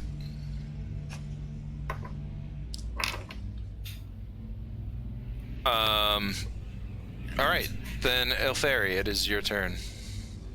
Okay. Does what's her name? I should know her name because it's right there. Sakana look distressed or hostile or? She looks. Okay, so yeah, I guess I should explain the scene to you. So you don't see the Duchess anywhere. There is a porthole window that is open, and you see Zakama is holding a bright, glowing red gem, and is looking like she's about ready to bolt. Okay. Then I'm gonna cast Hold Person on her. So are she you makes moving around so that you can see through? Oh yeah, I'll move here, and then I should be able to see her. Yeah. And then yeah, she makes a Wisdom saving throw DC 13. Okay.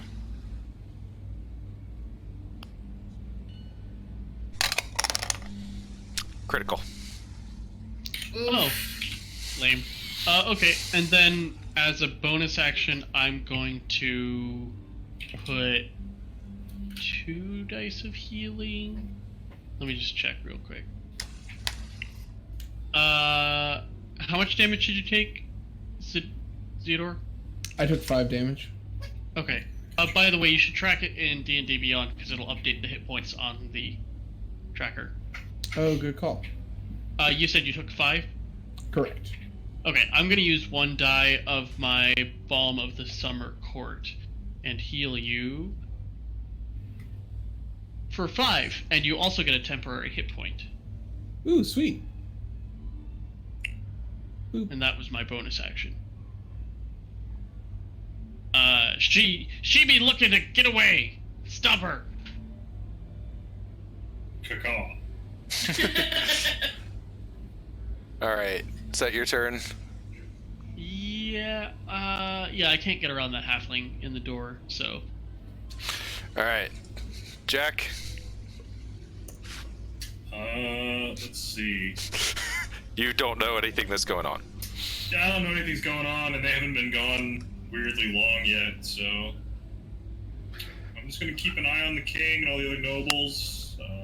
Keep an eye out for incoming boats or assassins or all that kind of stuff. You know, I'm gonna Sounds be a good. smart police officer on a protection duty, which means I'm a bad D&D player and didn't take the flat hook. That's fine. We'll get you in here somehow. No, it's all good, man. I'm tired of shit today. All right. So next is going to be the halfling.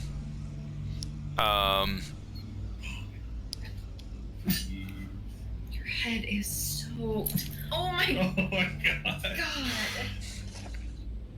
Lenny likes to get under the sink, under the faucet in our bathtub and drink the water that drips out of it, and he just shook it all off on us. Oh my god. His head is soaked. Hold on. Is that still a thing?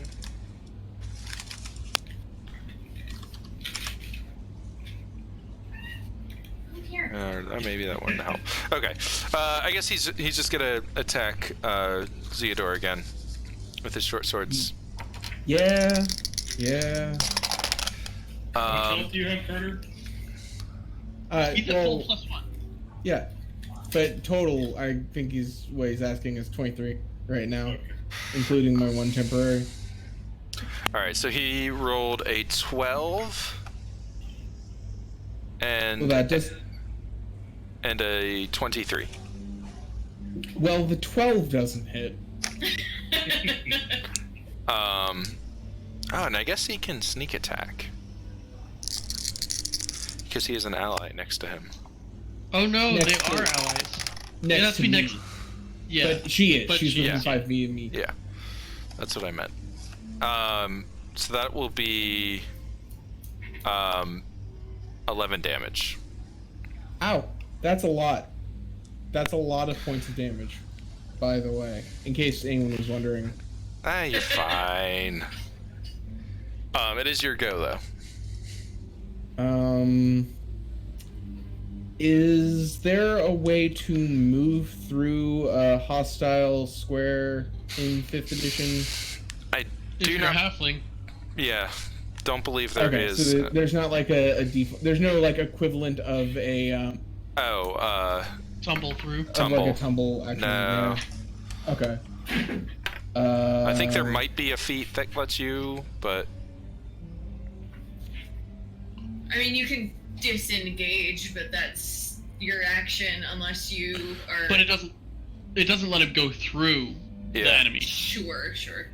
Yeah, and I mean I can disengage as a bonus action, so that's not a problem. But There. Yeah. and I'd say But- it'd be feasible shit. for you to like maybe squeeze into this, squeeze past the halfling, shove him aside, and get into this square kind of thing. okay. If that's what you were trying to go for. Um. I think there's squeeze rules in this game, aren't there? I can look it yeah. up. No, this isn't Pathfinder. Oh, was that in Pathfinder? I might have. That been was Pathfinder. 3.5 in I'm just making a Pathfinder. joke that Pathfinder has rules for everything. Nope, there's a No, rule. I think 5th edition does have squeeze rules. A creature can squeeze through a space that is large enough for a creature one size smaller than it. While squeezing, it spends an extra foot for every foot it moves, and has disadvantage on attack rolls and dex saving throws. Okay, alright. So, yeah, it takes double movement. And I have disadvantage while I'm squeezing, but I won't be squeezing by the end of my movement, so Right. fine. Because I'm going to use cunning action to use my bonus action to disengage.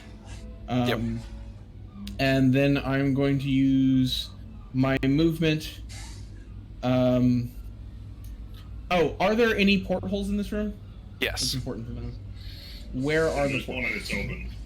There's one. But where is it? On this wall here. Here, I'll draw a little thing. Draw a little porthole. Okay. Because I want to intercede myself between them and the porthole. Yeah. In case they intend to use that as a method of escape. Okay. So I'm going to move over there. I can't sneak attack, but I can still try to hit him. So I'm just going to make, as my action, I'm just going to make a standard attack. Woo! Nat 20! Nice. All right. So Wow. crit rules in 5th edition, I roll double damage dice and then On the add my random modifiers. Yeah.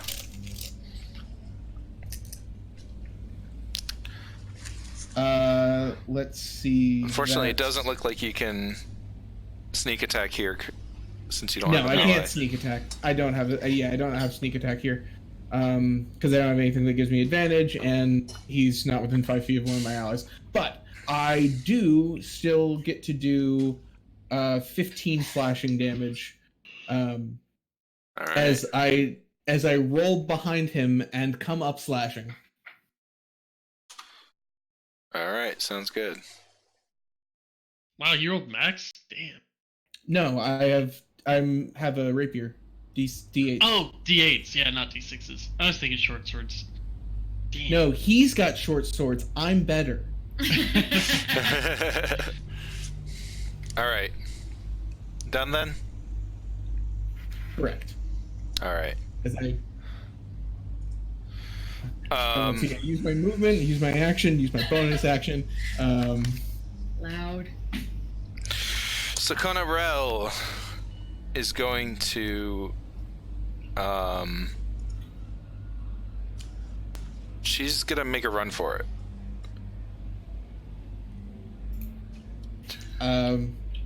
Does she provoke attacks of opportunity? She does. All right, cool. I'm going to make an attack of opportunity against her. Okay. I guess I could do an unarmed strike. I don't have a weapon out because I cast the spell. I do have a weapon out because I pulled it as part of my movement. That's a 24 to hit her. You also just attacked, so I would assume you have a weapon out. Yes, you do hit. Okay. 5 damage. All right. I don't remember if I'm proficient with unarmed strikes or not. Let me just look at my... I suppose believe- I can pistol whip her, can I? I believe with the latest errata, all characters are automatically proficient with unarmed strikes, but by default it deals 1 plus strength modifier damage. Yeah, I knew the damage part. It just was the proficiency part. I have... Yeah, go ahead. Oh, I got a 15, 16, 17, 18 to hit. Unarmed. Yeah, you hit her. 2 damage. All right. Mina. Okay, so I can roll to hit her, but if it's unarmed as 1 plus your strength mod, it would be 1 minus 1. So I don't really see the point in trying to like bitch slap. It's minimum 1. Minimum 1. It is minimum 1. Shoot her! Shoot! You can't shoot. You can't use a ranged weapon for a. Unless you have opportunity. crossbow mastery. Yeah. Yeah, I don't even hit her with my fist. That's Alright. not a thing that Mina does. She's gonna. think she's just gonna keep running for her action. Actually, You can't grapple as a reaction, right? no, No, Is it not like as a about reaction. All right. You can exchange your attacks during an attack action with athletics to grapple. Yes, I knew that. I was Yeah, just- that's the only thing you can do. And then, it is a bonus action. And then you're gonna see her eyes glow as she fades away into mist. She's an Eladrin. No! Fuck. She wasn't an elf at all. We've been bamboozled. She tricked us. She flies off the screen. Ah! And then, it is Mina's turn. She's already gone. I was gonna do a cool thing. Damn it. I guess I'll just have to shoot this halfling. Well, that's what's gonna happen, but like, fuck, it's fine. Sorry. Where's my... Which is... 1. Lovely, okay. Yeah, I'm just gonna try to shoot the halfling. Alright. Hooray! That first one totally misses, so on my bonus action, I'm going to also try to fucking murder the halfling. Oh, that one's a natural 20. Alright. Hooray! Alright. Yeah, the first one was a 4 plus 6, so a 10 to hit, which I doubt hits. And then the next one was a natural 20, which is my offhanded pistol, which is the lesser of the two, which does just as much damage, but not as It's far. not as cool. Right. So I don't. Well, it's just I can shoot farther with the other one. Oh. I don't get the plus to the damage. Is that what it is? Yeah. Right. For your offhand. Offhanded. Yeah. Yeah. So that's 8 plus 4 is 12 damage. Alright. And that's all she do. Alright. Ilferi. So is there a way down the ship? Yeah. There's Oh, there's a hole right there. there's ladders here. Oh, but whatever. There's also a hole. A That's hole? a smokestack. It's not. This? Huh? That's No. smokestack. I'm talking about this.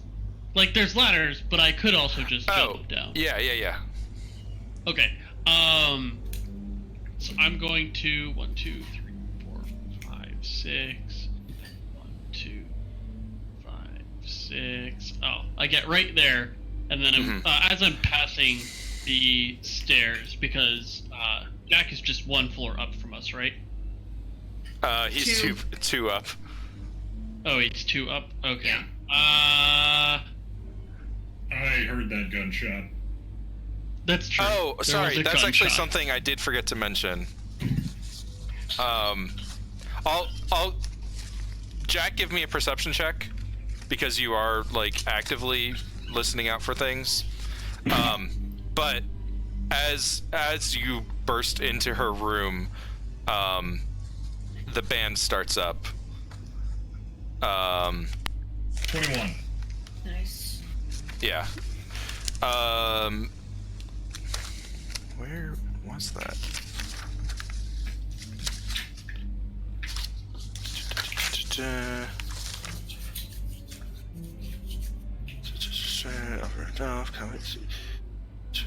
Military band on the main deck starts to play the national anthem.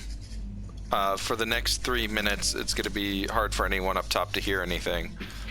But Jack will say that you have a stroke of luck and you manage to catch the sound of that gunshot. Cool. Okay, yeah, I was gonna shout up, but Yeah. shoot, So that I took works. my action and my movement to just get air. Can I see Yes. her? You I can. see her. You see her. Oh, cool. down below, she is reaching into the furnace. Is she 60 feet away from me? She's less than 60 feet away from you. Hold person. It's gonna work, damn it. So, roll a wisdom saving throw for me, please and thank you. Oh, right. That's my job shoot. now. Hold on. No, Okay. I take that back. I don't do that. It took my action to get this far. Right. Oh, yeah. Oh, yeah, So I you're not couldn't a sorcerer. You can't do bonus action spells anymore. Yeah, so you do see her reaching into the engine. But yeah, you have a bonus I don't action. want to spell there. Keep forgetting to move this down. I don't really have anything I can do with my bonus action other than I could have healed Zeodor before I left. He's fine though. He did get hit, but I have been stabbed twice. Yeah, well I healed the first one off. Yeah, let's just say that I used my bonus action to heal you before I ran off. I'll allow it. So, yeah, I just forgot I wasn't a sorcerer for a bit. You heal 2 hit points of damage and also gain 1 temporary hit point. Oh, that's not the worst. I mean, it's a bonus action heal. It's pretty nice. It is the don't let a party member die at the end of the first session heal. Yeah. All right. It's also the death save reset button. Yeah. Later on. I don't have healing word, but I have this Balm of the Summer Court thing, so... Right. All right. That is your turn, Oh, Jack. shit.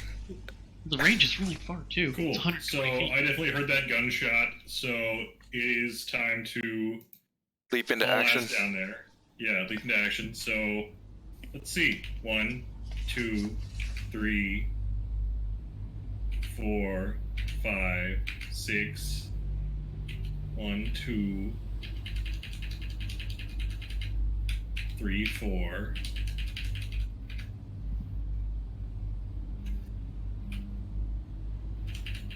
5, 6. I'm at the stairs. What the fuck is happening? And that's all you have Get time that girl for. down there. It is the halfling's turn. Huh? That was just his movement, wasn't it? That was his movement and his action. Yeah, Oh, I use my action well, to move. That girl down there, she's trying to escape.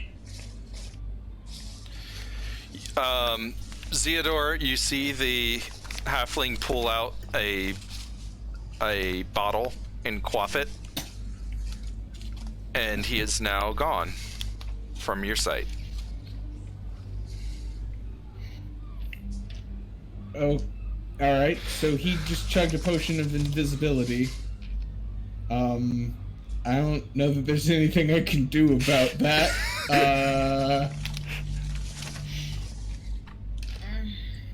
I mean, I already used my reaction this round. I haven't had another turn.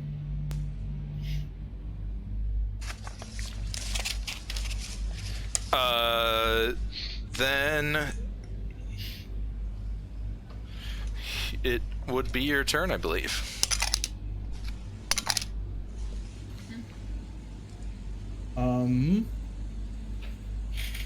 Is there any way to spot an invisible character in? I believe it's a perception. Yeah, they get plus 20 on their stealth or something like that for being invisible.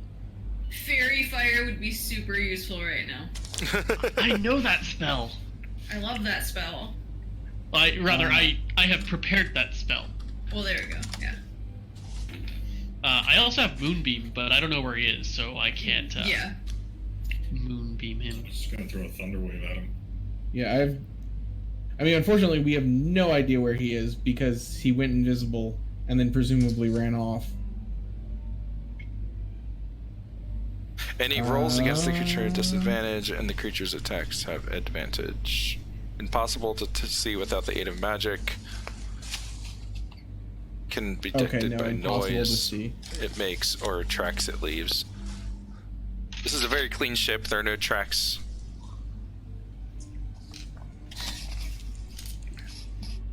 I mean, if you wanted to give me a perception for hearing to kind of try to tell where he is, you could, but... Are we all allowed to do that? I think Zeodor's the only one aware of what's going on. Or Zeodor and Mina. Okay. Yeah, I would have seen that. I mean, would that be an action, or... To listen for him? Yeah. In this case, I would say yes, because it is, like, there's a lot of noise going on. There's the band upstairs and everything. Yeah. We're gonna get shoot out at the start of next session. Not if we succeed in our jobs, which we can do. Maybe. Let's see. I'm trying to assess the situation from Zeodor's perspective, because he heard Jack come down the stairs. And he heard Ilferi mention the girl, so presumably they've got that covered. So he needs to try to find a way to deal with this halfling. So yeah, we're gonna go perception to hear. 19?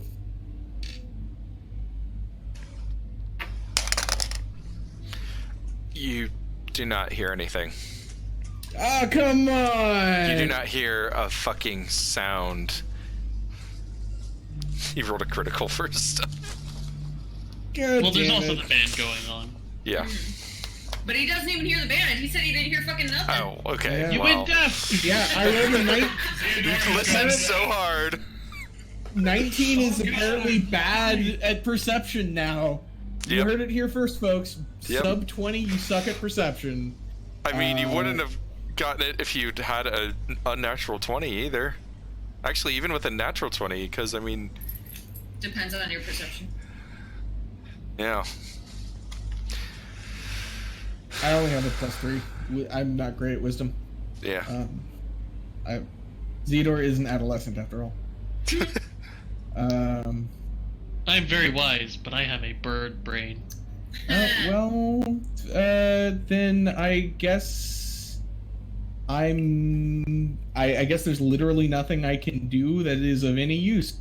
You So can that's move fun. towards us. Okay, there's nothing I can do that's of any use. So that's fun.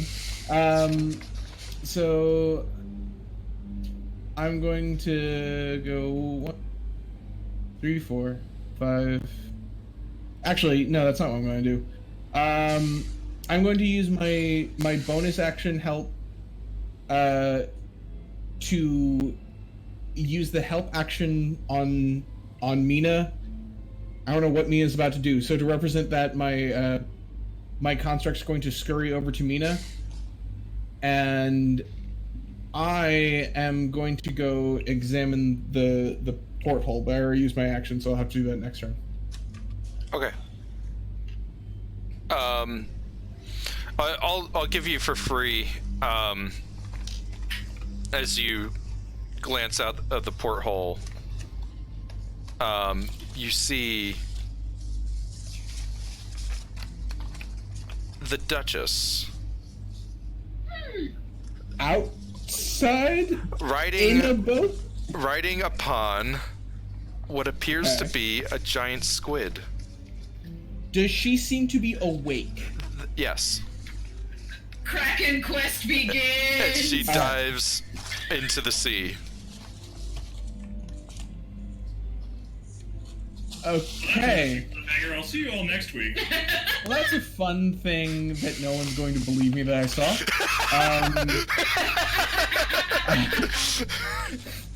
Well, when Zeodor gets to the porthole, Duchess, I don't know what else you say when you see the Duchess. You dick. What? Barf. Let me just walk across Catherine's keyboard. Oops. Shut okay, everything down. It's fine. Sorry. That's my turn. Okay. So I used help on Mina and I moved towards the porthole. All right. And heard everything in the universe except this halfling. Indeed. Let's see. Oh. Here, I'm gonna reveal the bottom layer now, since you guys are interacting with it. In addition to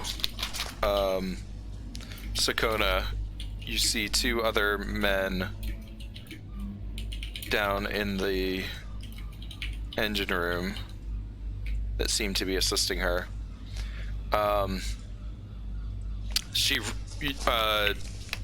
Elfari, you see her throw the large red gem she was holding into the furnace, slam the door shut, and then touch it with what looks like a wand made of rusted metal. Damn it! And as she touches it, the door into the furnace immediately turns to, like, it looks like it's 60 years old. Sam, get off Facebook. I'm not on Facebook. You just commented on something. How do you know?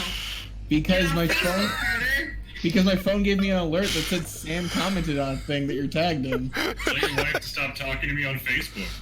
Oh my god.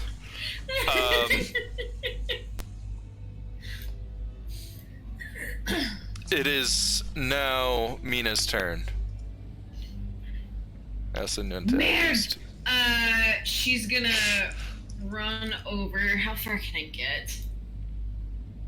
I have no idea. I didn't count. I gave you the help action because you were within range. You can Then- get No, I'm there not. with your action. Yeah. Yeah, I'm gonna start running in that direction, and if I bump into something invisible before I get there, I'm gonna swing at something with my rapier that's on Alright. my belt. Sounds fair. So-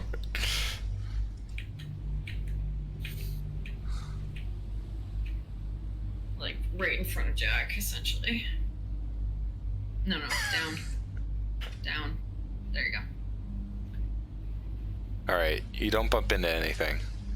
Okay. I'm like, what's going on? What do we see? To everyone else, and they can respond on their turns. Now that we're dealing with these two decks. How far down is it, by the way?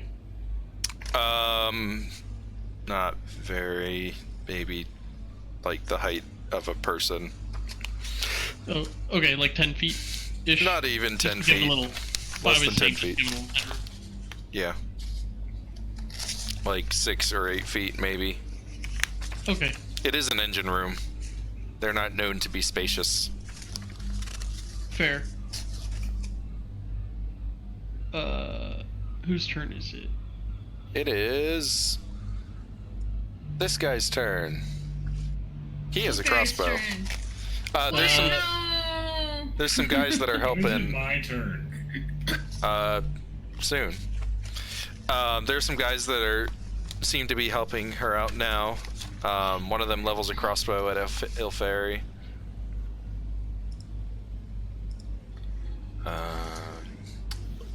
Oh, I see them now. They're down there. Yeah. 19 to hit. Dang it. Yeah. I actually have armor this time, and he still hit me. 3 damage.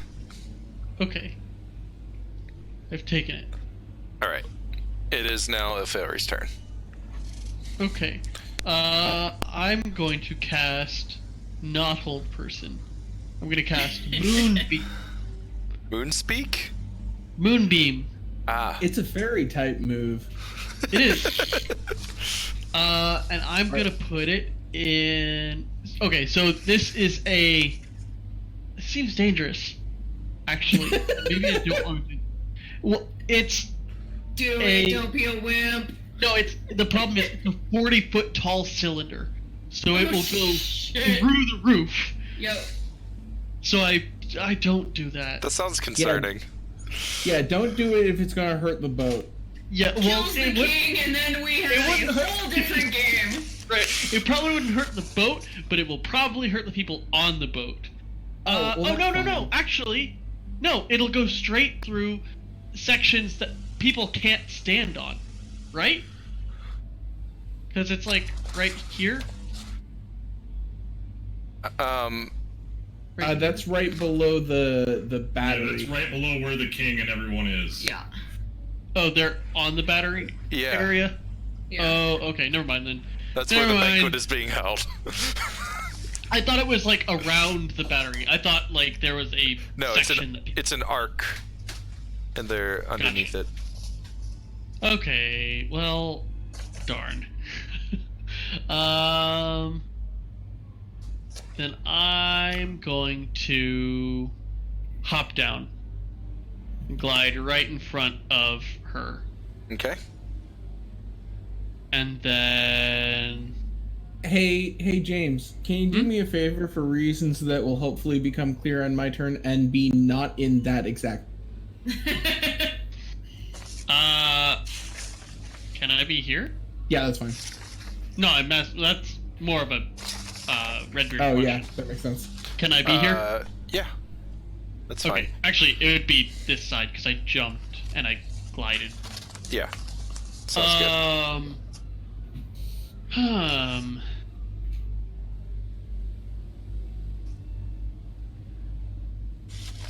That wouldn't really do anything. I'm just gonna hit her with my scimitar. Okay. No, that doesn't seem right. No, I'm gonna go back to what I should have done the first time. I'm gonna hold person her. Okay. Oh, I don't need to roll. You need to roll. Okay. You need to roll, but I rolled because I rolled really bad. She got a. It's a will check Wisdom, or wisdom yeah. check. 14. DC 13. Damn it. Oh. Well, I'm standing right next to her with the scimitar out. All right. Are you done? What did you do? You'll find out soon enough. I don't want to. And you do notice that the engine is starting to get much hotter. Oh, darn.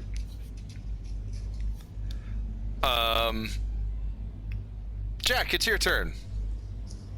Okay. I have a number of thoughts.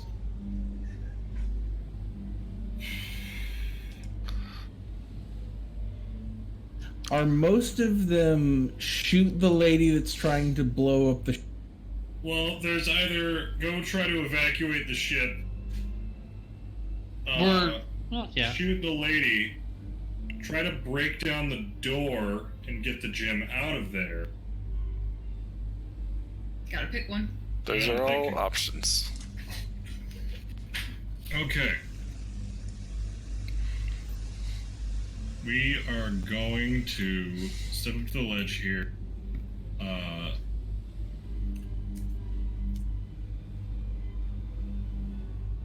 have to look something up. Wow. I have Is it a spells spell? and shit. Yeah, I don't have those. Makes it easier. How far down are they from me? Less than 10 feet. Yeah. Less than 10 feet? Correct. Cool. They're very close to you. Ilferi, how you doing health-wise, my dude? I'm fine. Cool. You think you can dodge a thunder wave? Oh my god! No, not really well, but fine. Oh, it's a Constitution saving throw. Even worse. Fine. Do it. Oh yeah, no, we're doing this. So I'm going to thunder wave. Is there a way I could thunder wave all 4 of them and try to hit the door with it too? It's a 15-foot cube. Yeah. So yeah. Yeah, they are all within a 15-foot cube. Yeah, and the door. The door's kind of at the end of that. Yeah. Yeah, Is it? but it's there. Yeah. It's Yeah, at the back of the space that she's I'll standing allow in. it. Cool. So yeah, it's Yeah. It is a Constitution saving throw. Alright. I rolled a natural 1. oh shit. That's not ideal. She rolled a 3. Nice. Good. Good. What do these I'm guys glad they get? failed 8 dice roll. 12 and 13. D8, not D10. Cool. The 13 made it. Alright. Good job, random NPC number 3. Oh wait, he has so a that name, is- I think. Fuck. From State Farm? 4 thunder damage. Ooh. Is it only on a hit? On a failed save, a creature takes 2d8 thunder damage and is pushed 10 feet away from you. On a successful save, the creature takes half as much damage and isn't pushed. Okay. Great. So- Great start, Magic. Where would you like things to be pushed? It says they are pushed away from me, so they're just going to get pushed into or towards the boiler or the furnace, or whatever we Alright. call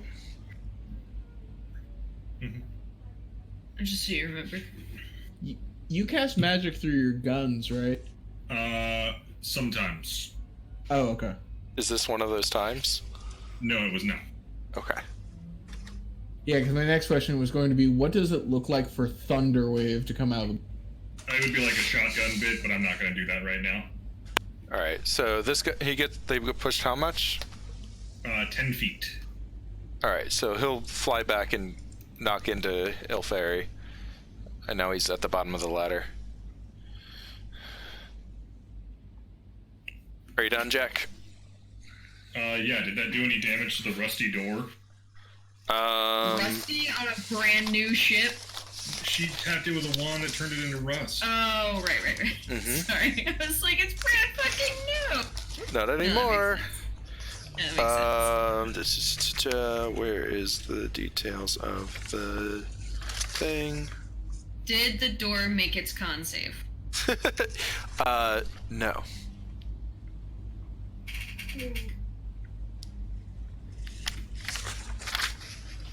If I had Shatter, I would have cast that. No. Well, why don't you have Shatter? What kind of wizard are you? I think it's a higher level spell than I have.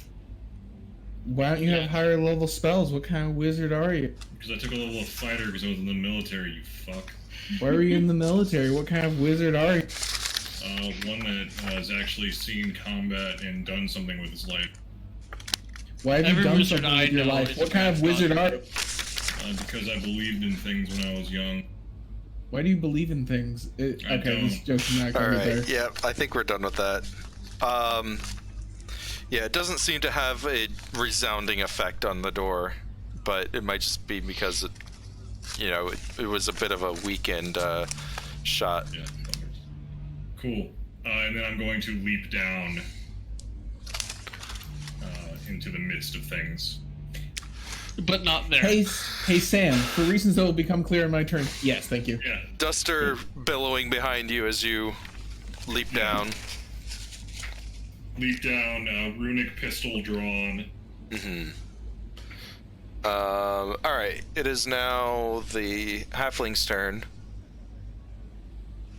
Mina! Hey!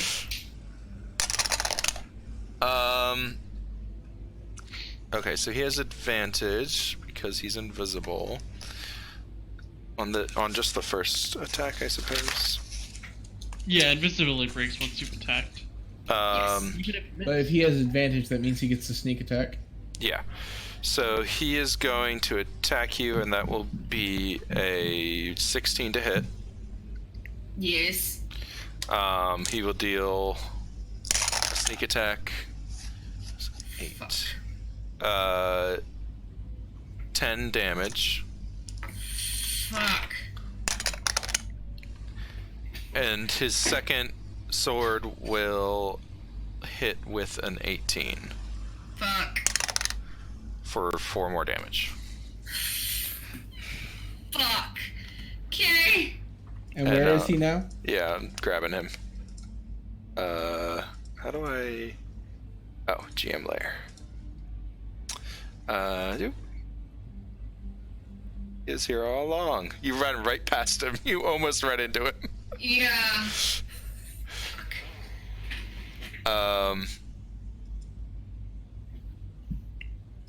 And then I don't think he has much else he can do. So yeah, there he is. Next is this Schmaltz's turn. He's gonna attack Jack. With his scimitar? Yeah, scimitar. 22 to hit. Man, I'm rolling a lot of 19s tonight. Yeah. 7 damage. Okay. And then Could you not? Zeodor. Damn it. I intentionally tried to pick a name that was easy to pronounce.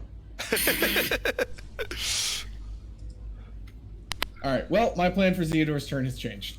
So, Zinogre. because Got all it. right. So 2, 4, 6.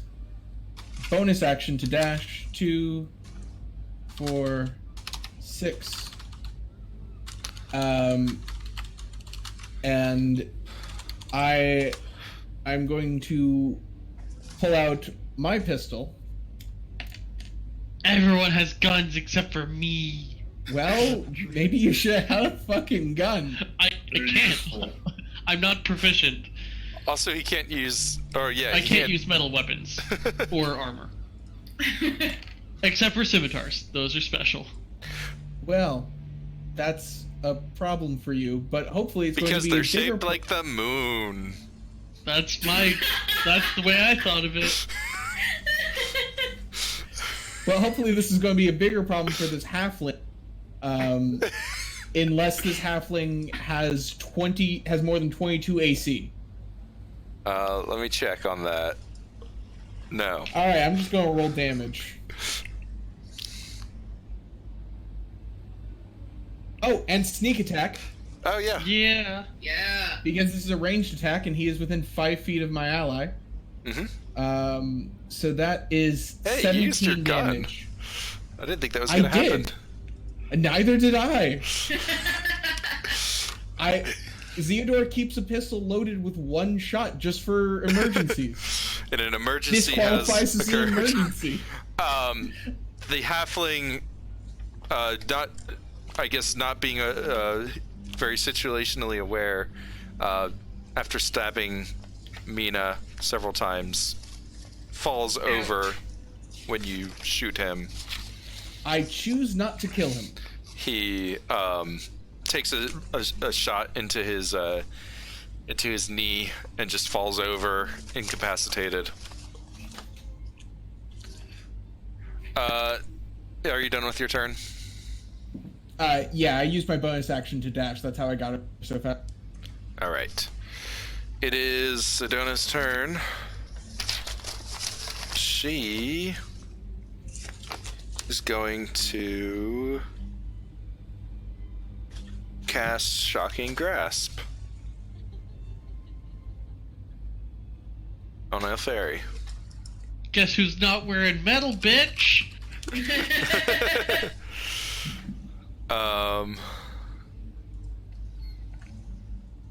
Let's see. Take this that, is class a restrictions.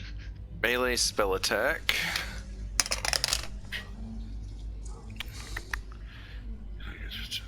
Plus If I had taken that, I could use my pistols like a taser. 15. Miss. Ooh. I block it with my wooden shield. Get grounded, bitch. What is... I hear that in Frylock's voice for some reason. I guess she does have another spell slot. You can do a cantrip and a bonus action spell, Yes, right? You can only do one spell per round, but a cantrip is not a spell. Okay. So she's going to I guess her eyes glow when she does her shopping grasp, but then she's going to fade away into mist again. And damn it! Where does she reappear? nowhere you can see. So she doesn't reappear on our deck either? No. Oh, come on. It has to be a place that she could see, so I could probably see. You can see up to the third deck, I guess. Okay. Yeah, so you can see she's up on the third deck. Yeah, I just meant I was right next to her, so I figured I'd probably be able to see where she went if she could see where she went. Yeah, so she is up here.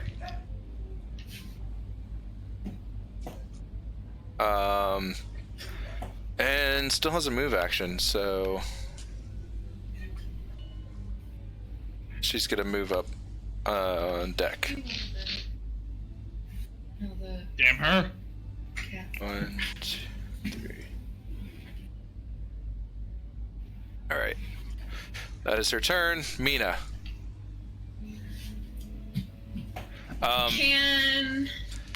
What can I see? You see a furnace that is starting to glow bright red. Yup. I don't want to be anywhere near that. So, since I'm standing near the stairs, I'm actually gonna start running up the stairs.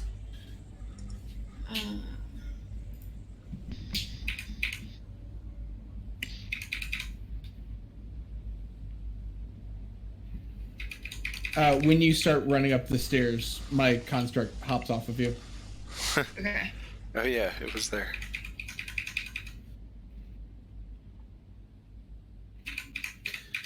Oh, hey, she's right there. You're hot on her tail. Is she still right there? Yeah, she just got to the top of the stairs as well. Tackle her. I'm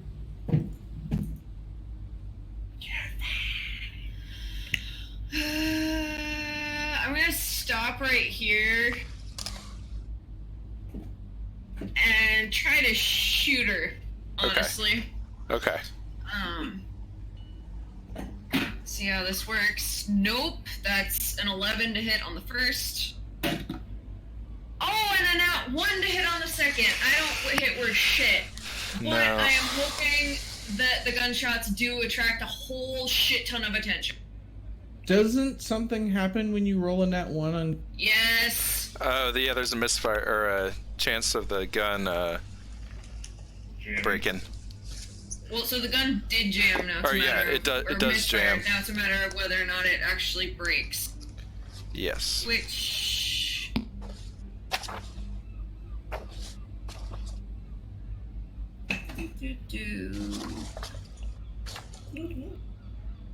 Where is that?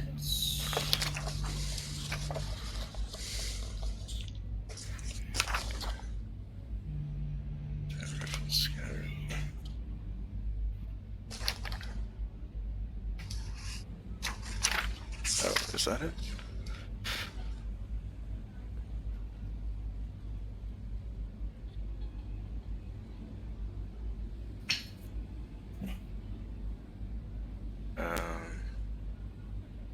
Why can't I find it?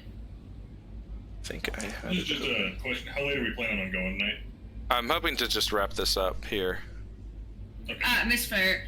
Whenever you make an attack roll with firearm, misfire score, which that one definitely is. To repair your firearm, you must make a successful Tinker Tools check. DC equals 8 plus misfire score. If your check fails, the weapon is broken and must be mended out of combat. Is that the... Yeah, okay. Yeah, that sounds... That's the stuff you agreed on. Unless we're using the. I think we kind of melded them. Mercer. Yeah, they're both kind of the same. If roll 20's roll is 1, and while making a ranged attack, in addition to missing the target, the firearm is considered a misfired. You must clear the barrel using a gun kit as an action before it can be fired again. If roll 20 is a 1 and you had disadvantage, then you have cracked the barrel and the firearm is useless until repaired. Got it. Okay, so since you didn't have disadvantage, you just need to clear them. Yeah, you need to spend an action to clear it. Okay. That's my offhand weapon anyway. And then I think you get something for your gunsmith ability. I think that you have you can maintain a certain number of firearms. Whenever you take a long rest, choose 2 firearms in your possession that you cannot misfire for 24 hours. Oh, okay. Well, then I'm assuming I would have done that before my security duty for the king. Yeah. I mean, do you carry any firearms other than these 2?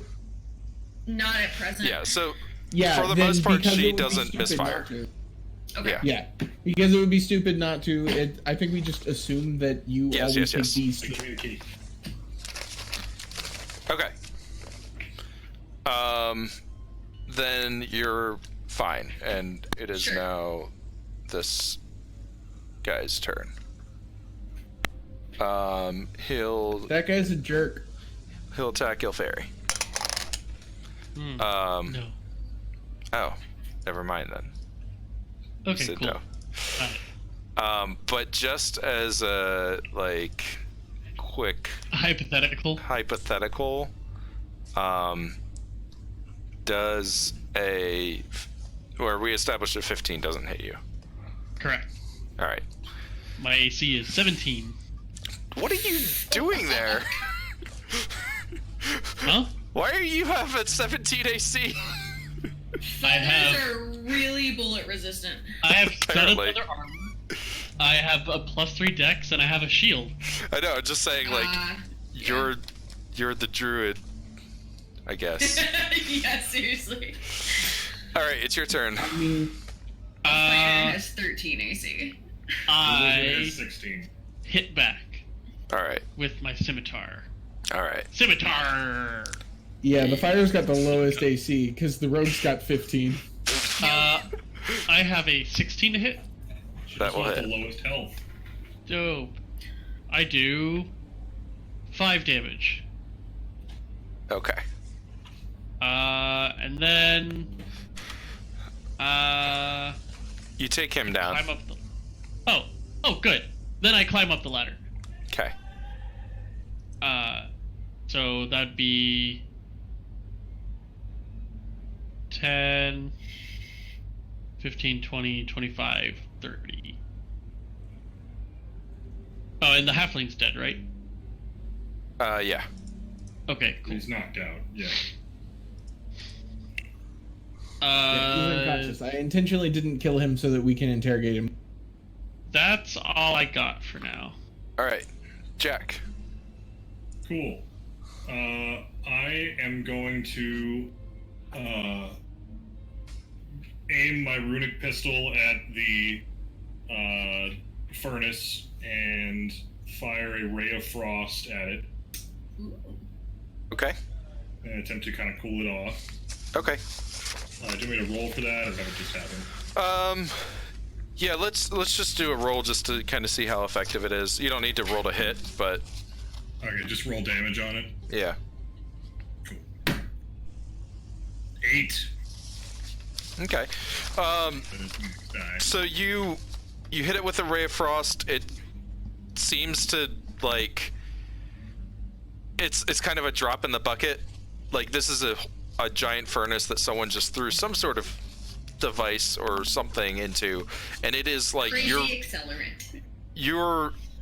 You're having trouble standing this close with comfortably, even. Yeah, it was worth a shot. All right, I'm going to run up this ladder. He can slash at me if he wants. Okay.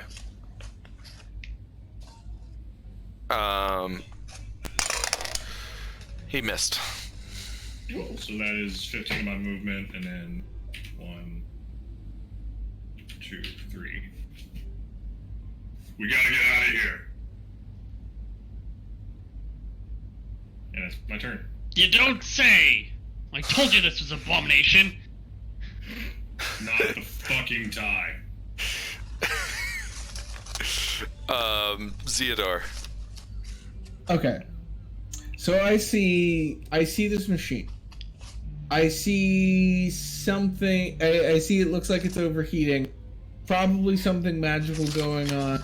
Is there any hope of me doing anything to help this?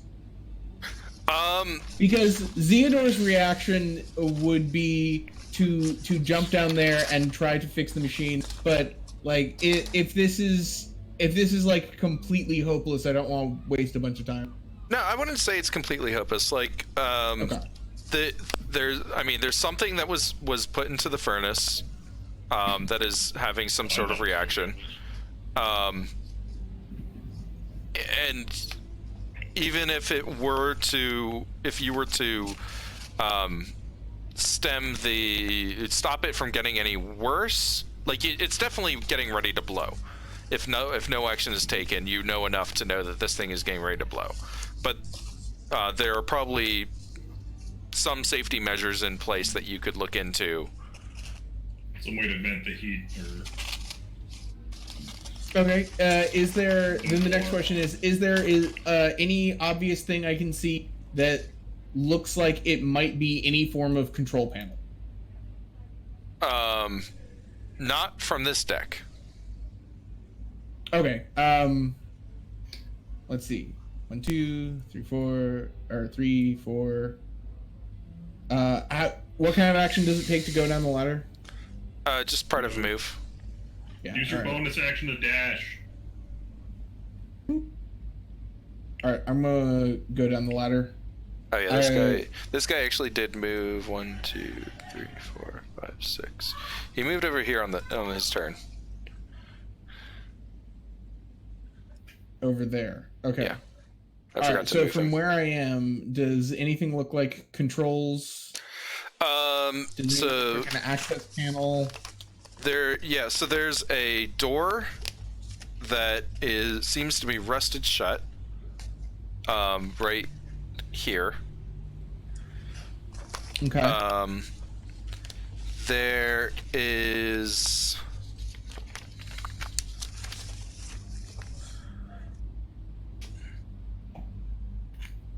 aft of the furnace.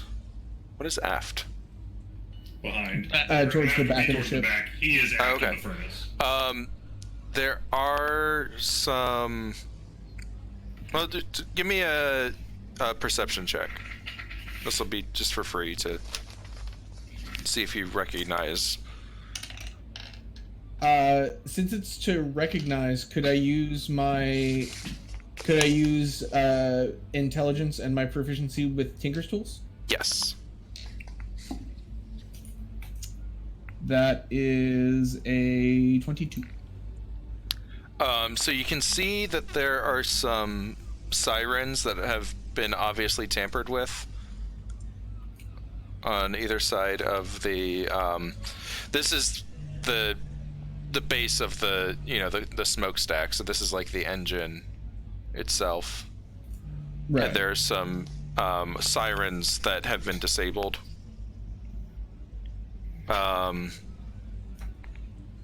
And you can see back here there are you see this guy turning what you can discern is a relief valve, and there's another one on this side. All right, so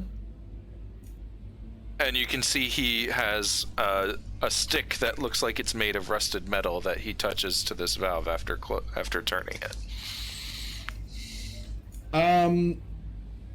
I didn't see the fight with this guy. Does he look beat up? Yeah, I think at least one of your party members did hit him, so he definitely has at least a slash or a bullet wound in him. He resisted a thunder wave. Oh, that was it. So he looks disheveled. His hair is standing on end. Some static. Okay. It's just like concussive. Yeah. Yeah. Like I know. His hair His is blown hair back. is standing on end. Yes, it lifts his hair back.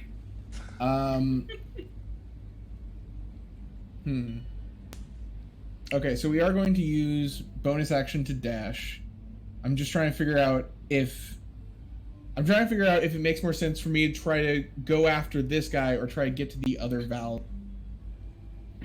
I want to try to get to the other valve because I don't think I can take him out on this turn. Okay. So bonus action 2, 4, 6, and for my turn, I'm going to try to fix the siren. Okay.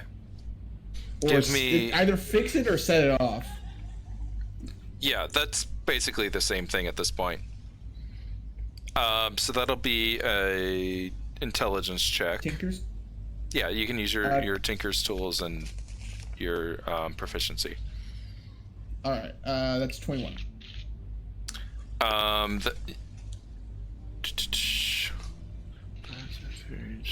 Okay. It is. It'll take one more action to fully repair. Okay. I mean, that's my turn. Okay. I don't want to That's all derail the anything, but I just found a bowl of chili that was just like left in the guest room under the bed for some reason. Gross. That's really gross. How long Why is did you this chili? share that with me? James, how old is this mystery chili? Now I have Saturday. to know that. It's been here since Saturday because that's when we had people over. The room was cleaned before that. 2 days. So could be worse. Could be worse. Could be better. Yeah, I All could right. not have Really chili bad. under this bed. Anyway, Horrifying. cough, cough. Save- It's back to, I keep forgetting her name, Sakona Rel's turn.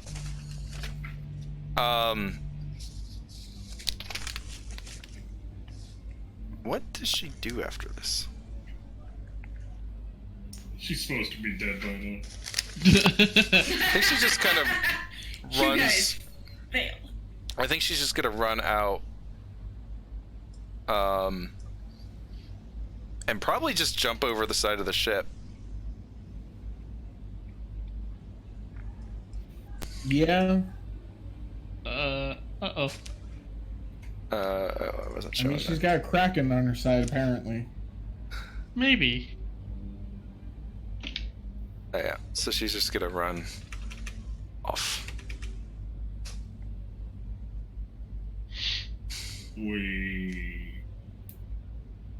All right, Mina. Alright. Sorry, I need you to scroll back up because we're in different places. Get out there and warn people. There we go. She disappeared again. Yes. She ran off the side of the ship. Jumped off the side. Oh, she ran off the side of the ship. Okay, cool. I am going to. Where was the king when I was last up here? He was at the head of the Alright. reactor thing. I am running in that direction. If I see Jeff along the way, I'm gonna holler at him Mm-hmm. that Okay, so the let's. Okay, so you furnace is gonna blow. you run out here, basically yelling your head off. Yeah. At the same time, I'm just gonna shortcut this.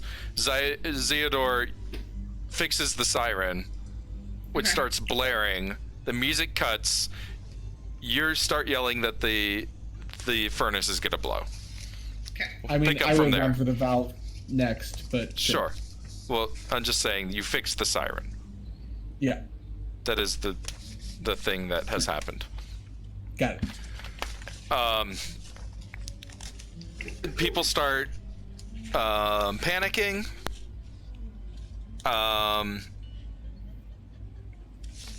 And we'll just we'll keep going through things here to see how people react. Ilferi. I'm going to wild shape into an axe beak because they're very quick. Okay, that's And like I'm a going to... it's like an ostrich kind of thing, right? Yeah, it doesn't have a long neck, so it's like a squat ostrich with like a flat, like vertically flat bill, like an It's axe. like Yeah. it's like a big dodo bird. Okay. Yes. With an Yeah. axe Cool. face. Yeah, and then I'm gonna run up the stairs. I got 50 feet of movement as an axe speak, so 1, 2, 3, 4, 5, 6, 7, 8, 9, 10, 11, 10. Right, that's my movement. 1, 2, 4, 5. Yeah, I'll take my bonus action to shift out of axe speak and then try to calm the crowd from the door. Well, I I'm use so my calm bonus, now. well, no, I use my bonus action to shift out of that form. Oh, Is okay. it not an action to wild shape? I Oh thought it shoot! was. Right, it's an action. It's an action to wild shape and both. So I'll just. There's you- also a you can siren still- and Mina. Yeah. I mean, you can still bonus action to stop being an axe speak, but that's just your whole turn. Yeah, no, I will actually continue to be up here and just at people towards towards the Sunny would be in evacuation. the bathroom. Can I take a full action to yell at Jack? Sure. Or a free action, I meant. Jack, could use some help down here.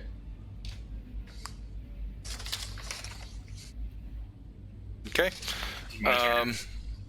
It is Jack's turn. Oh, you're fucking damn it! And I am going to run back down, leap down here. Port side, stop that guy. 1, 2, 3, 4. Runic pistol glows red. Fire a bolt of fire out of it at that guy. Okay. And that is a 15 to hit. That'll hit. Cool.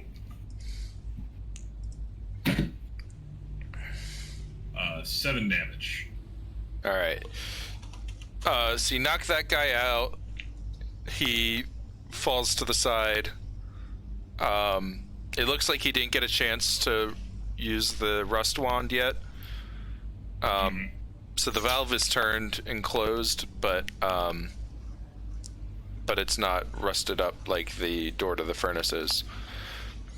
Also, I guess Mina and Ilferi, you do notice up on deck that the smokestack has stopped spewing smoke.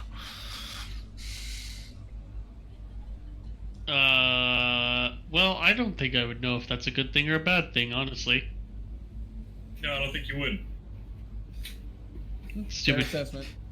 You probably Stupid think it's a good cursed- thing. Mina would know stupid it's bat bad, ships.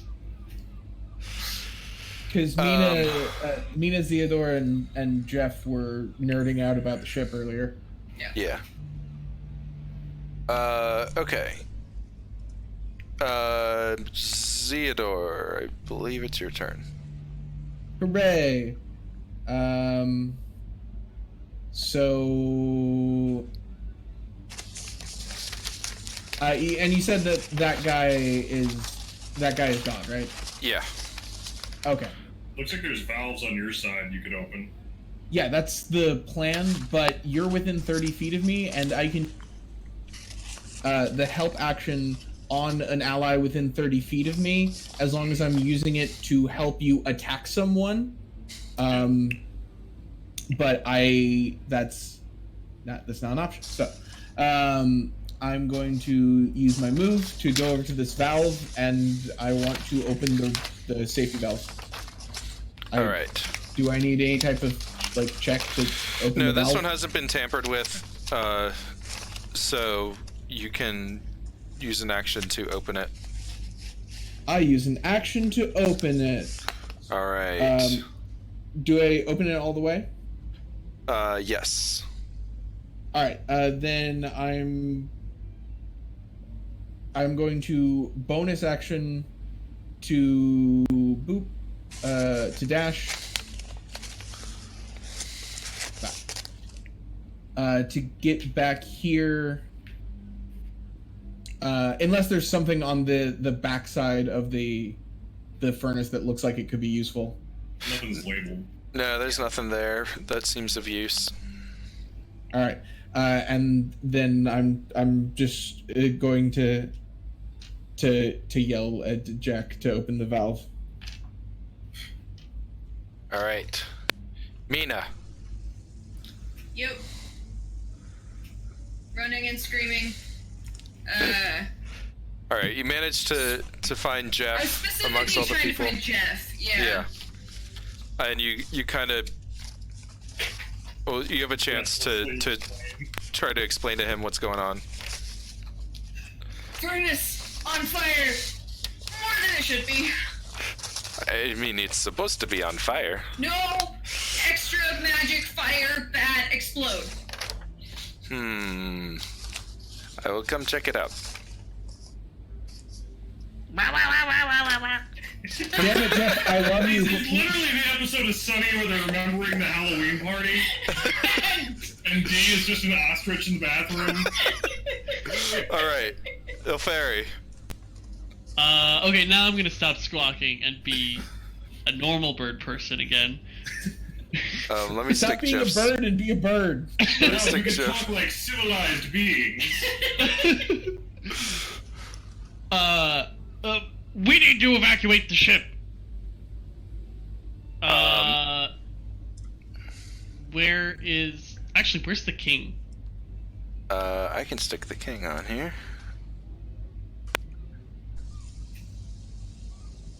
King is here. And if we want to evacuate the king, we would want to Harkover Elite. We Yep. want to alert him since he's the bodyguard, right? Yeah. Or well, he's the right hand man. The So I'll vizier. address. That sort of. Yeah. So I'll address them both.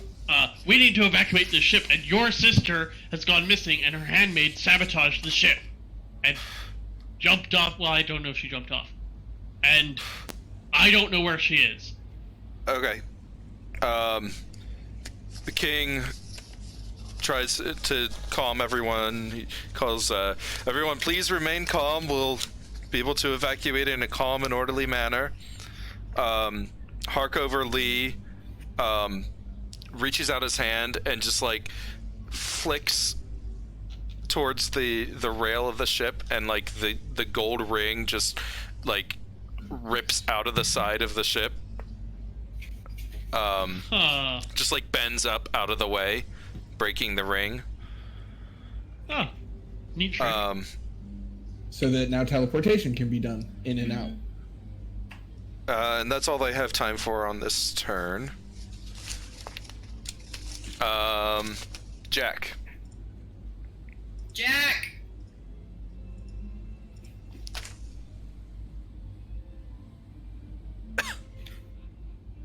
Sam. Womp womp. Yeah.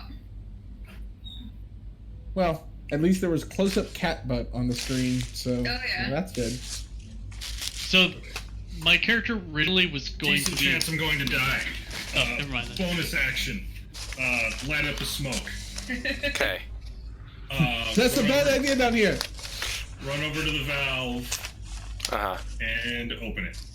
All right. You managed to turn it about halfway with one action. Cool. Well, that's all I have. That's all I can do. Theodore. Wait, you're a fighter. Don't you have action surge? Do I have action surge at level 1? I think so. No. Level No. 2. Oh, lame. Yeah, let me look. If we're level 1, I definitely would have taken a level as Tegan. I mean, everyone No, would. I have second wind, but I don't have action surge. Yeah, Okay. action surge is 2 or 3. Yeah. Yeah, it's 2. What are these things labeled L? I think that's just the ladder. Oh, I thought this was. Because I don't know what else that would be. Okay. I think it's just, it's letting you know that those are the ladders. Oh, okay. All right. At least I don't see anything else that would be labeled that way. Zelor is going to run over to the furnace, and the door is rusted shut, right? Yep. Can I attempt to use my Tinker's tools to get it open? It's gonna take brute force. I can't knock the. Yeah. Not at this point now. There's really like nothing is moving. There's nothing to tinker with.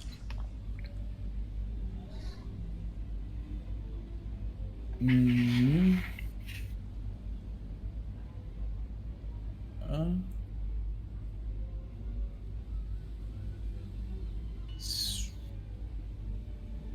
Well, brute force is not my specialty.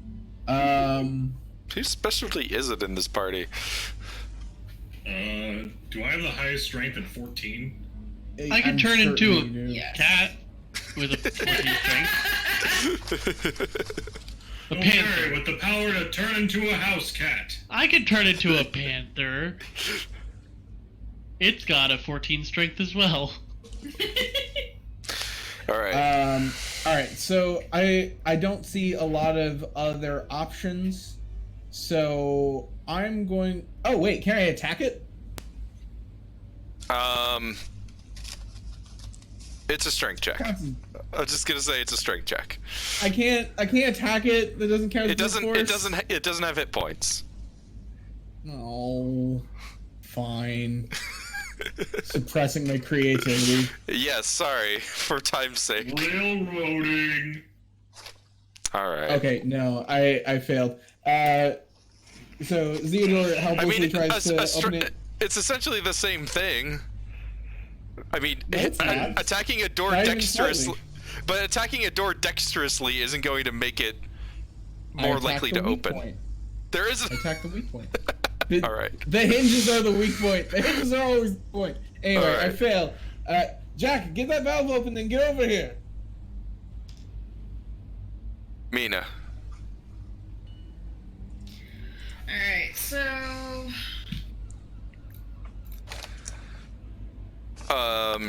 You're kind of gonna be our eye, or oh no, you're bringing Jeff down. That's right. Yeah. I'm gonna kind of let Jeff go ahead of me or whatever, but I'm gonna run back down, and I'm pretty sure if I use my entire everything, I get back downstairs. All right, he starts heading down. I just assume Jeff follows. Well, it'll get me here, I think. I think it gets Yeah, me to that seems about right. I think you can get down the stairs in one movement. I think it's 30 feet, unless I'm miscounting. Oh, because I was on the stairs. Yeah, sure. So then I'll use. Like I think 30 feet gets you to the bottom of the stairs. Yeah. Okay. Yeah, you're right, because I was gonna run into her, I think. So anyway, and then I'll just go down this ladder, which will lead me down here. Oops. In the water, I'm safe. Fuck all y'all. Hey, this is new! And I'll stay here. Well, step out of the way. So All right. Jeff can follow. He's lagging behind a little bit. Right. Because he's Is drunk he on wine. drunk? Oh yeah, most definitely. He's Oh, and on chilled wine. Iltheri. So you're gonna, I guess for now, you're gonna be our eyes up here. Yeah. So the crew is trying to get the lifeboats ready and in order, and the king and the minister are staying to assist people for now. Okay. What can I do to get the lifeboats like ready faster? I feel like I would know how to set up lifeboats. Yeah, you can go and assist the crew if you'd like. Yeah, actually, let me see. Do I have a spell that would help? I can make more water. That's the opposite of what we need. You know what? I'm gonna sink this ship. One Okay. create water at a time. All right. Pull off the boiler, so yeah, that would work. I couldn't really cool off the boil. It's 10 gallons of water. That's not No, I gonna mean, really... if you sink the ship. Oh, yeah. Let's see. August.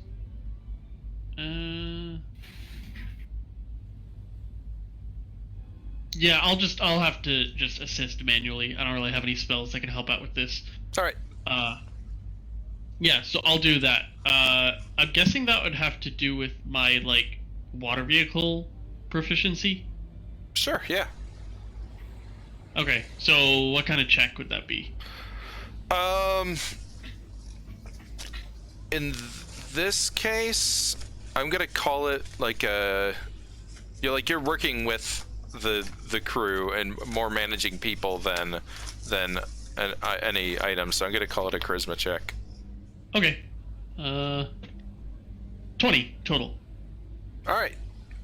So yeah, you guys are got the boats, like, you know, they're tied up on the side, so you've gotten them up and ready at this point. Mm-hmm. I could throw like little gusts of wind to like move things along if they're like stuck, but yeah. Otherwise I'm just directing people. All right, cool. Oops. Wait. Okay, Jack. Yes, I'm going to turn the valve the rest of the way. All right, the valve is open. Okay. And does this seem to be having any effect on the furnace? Yes, actually, it does seem like as soon as you turn it, you can like feel the exhaust going back up through. Like the heat is being dispersed some. Can feel the heat dissipating. Mm-hmm. Cool. Then I'm going to 2, 3, 4, 5, 6, and that's all I can do. All right. Valves are open. I keep meaning to be more southern if we're getting to actually do it. Valves are open. No. Listen. If the cast of Critical Role can like take several months to like settle in, That's true. you can take years. It's fine. Oh, I see. Theodore. I'm going to delay because I need somebody with a real strength score on this door, and then I need to use the help action on them. Okay. I'm on my way. So I'm just delaying my turn. I'm just not taking my turn yet. Mina. Well, you can delay an action. Your action is to help when somebody comes within range. Yes. Sure, but I can still have a full turn because I help as a bonus action. No, you can't shift initiative. You can't hold a turn. You can hold an action for a trigger. Oh. Okay. I will be there in my next turn. All right. Weird. Well, okay. In that case, I'm going to move out of the way and then hold action to help, and I guess that's it. All right. Mina. What needs to be done? Someone tell me what to do. We need to get this door open. Give me an intelligence check. Fucking hell. 9. That's good enough because you would probably know. There are probably some powder kegs up on the birthing birthing deck. Yep. Whether or up on the birth deck. The birth deck. No, nothing. You could maybe use those to, well, either A, you should make sure that they're secure, Right. because if they're trying to blow up a ship, you might That's a good way to blow up tamper a with ship. it. Yeah. And Yep. B, you might be able to use them to either blast the door open or to try to break the furnace. Anyway. Yeah. Okay. 1 second. I need to check. I need to check on how far how far away I can use my contraption. Because if that's still within range, you can take my contraption with you to pick the locks.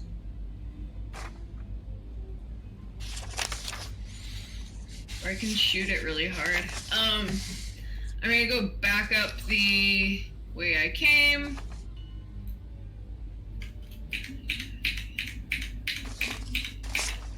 And I probably only get about here.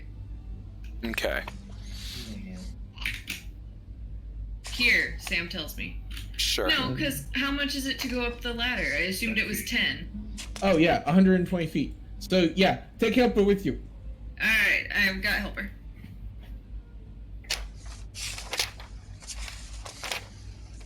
Okay. Ilferi. Okay, how are we doing on getting the boats All right. So the boats are situated. People are starting to get into them. The two lifeboats are prepped. The people who think that they're the most important start piling into them. So everyone on the boat. Yep, pretty much. But there's enough room for everyone. Okay, then I'm gonna go over to shoot, I forgot his name already. King Aiden. Harkover Lee. Harkover Lee, there it is. I was looking for the title and I'm like, I don't know which one it is. Yeah, I'm gonna go over to Harkover. They're like, as me commanding officer, what should I do? What's the situation below deck? Is it really gonna blow? The lady, Sakana, put some sort of device into the furnace to make it heat up significantly and rusted the door shut. I honestly don't know how this cursed contraption works, so maybe not. Yes, that sounds bad. I think it's best that we get everybody off the ship. You're doing a good job in assisting with the lifeboats. Trying to get His Majesty to leave with me, but he doesn't want to leave his people behind. So the sooner we can get them off, the sooner I can get him away. Understood. How should I help? Just keep rounding the people up. Hopefully we can get this underway quickly. Okay. Let's see.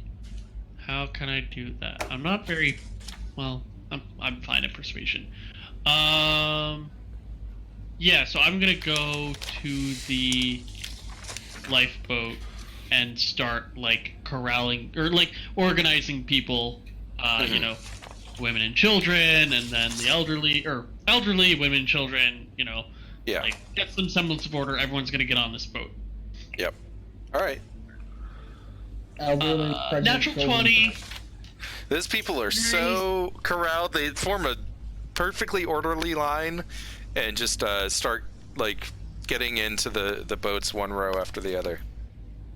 Damn, nice job. You like set velvet ropes and everything. No one knows how You're gonna be fine. There's plenty of room on the boat. Just And they all believe you. All right. I've crewed many a boat, and I know where everyone should be sitting. Just follow my lead. All right, Jack. Okay, I am sprinting over to this door, and with all of my might and Zeodor's help, trying to turn the handle and wrench it open. So.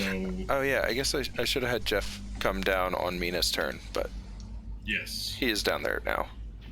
Cool. What in bloody hell did they do to the?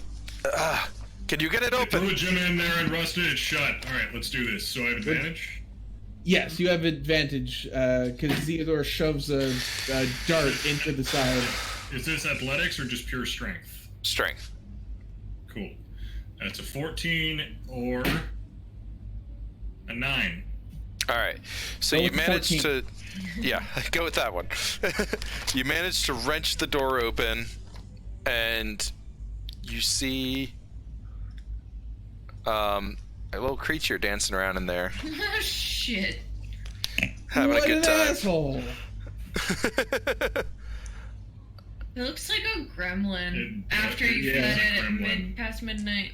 100% is exactly right. You feed the mogwai past midnight and it turns into a gremlin. So it looks like a gremlin because you fed it after midnight. Doesn't look So like a yeah, mogwai. you can see the gem that she was holding earlier, sitting in the bed of fire gems, but this one is larger, elemental brighter, gem. and has a small creature dancing around on top of it. How far into the furnace is it? Not very far. She kind of just dumped it in.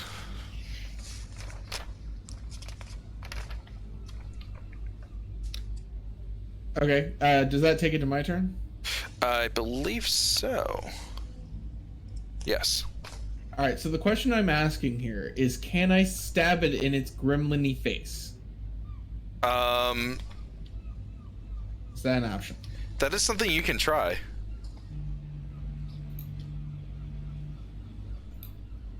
It's not worth it. You only have one good arm. So, okay, so it is more than the length of my rapier. It's more than 3 feet in. Is what I'm hearing. No, the gem is within 3 feet. Stab Oh, it. the gem is still there. Yes. Yeah. Oh, Oh, grab the gem. yeah. Okay, I thought the gem was broken and summoned the fire elemental. This is different.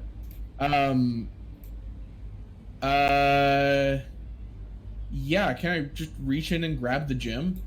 Yeah, it's hot, but Okay, yeah, sure. It's hot, but Zeodor wants to save this damn boat. what's your passive perception? Oh, let me. 13. Okay, carry on. All right, some shit's gonna happen. I'm gonna try to pull out the gem. I'm gonna try to grab the gem. All right. What happens? So yeah, you grab the gem, and you take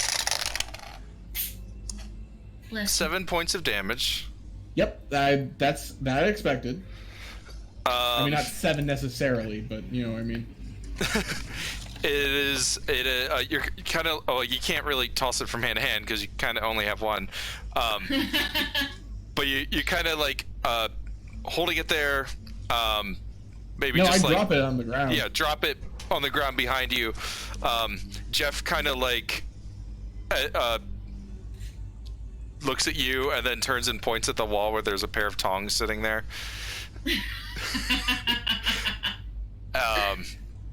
And then says, well, that should help to stop it from getting any worse, at least. Did you open the relief valves? Yes. Yeah. Does the fire gremlin disappear when I pull out the gem? It does. Cool. Yay. So it is still very hot, still overheating. Things are still broken and sabotaged. But it's not going to Ross is doing most explode. Jeff kind of looks in there. He runs back to the engine and kind of looks at a couple of dials and stuff. Hey, thanks for the sub. Takes a look at a couple of things. No. This is no good. What?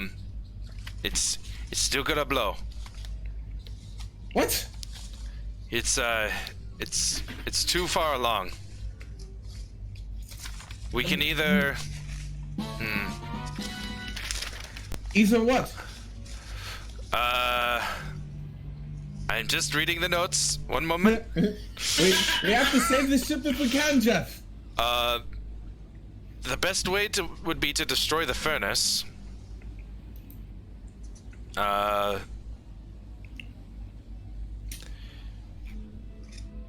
Or try to crack the bottom underneath, and then it'd probably still damage the ship immensely, but we could save her. I think so.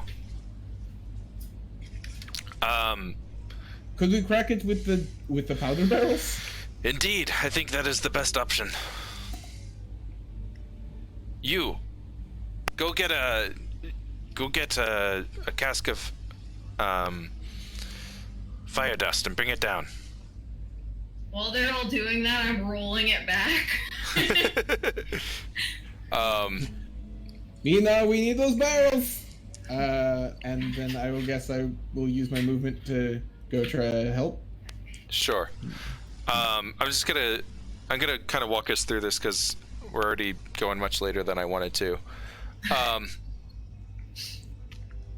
Up on deck, the people are loaded into the boats, and the minister says to the king, "Is it fine? Are the people safe enough? Can we go now?"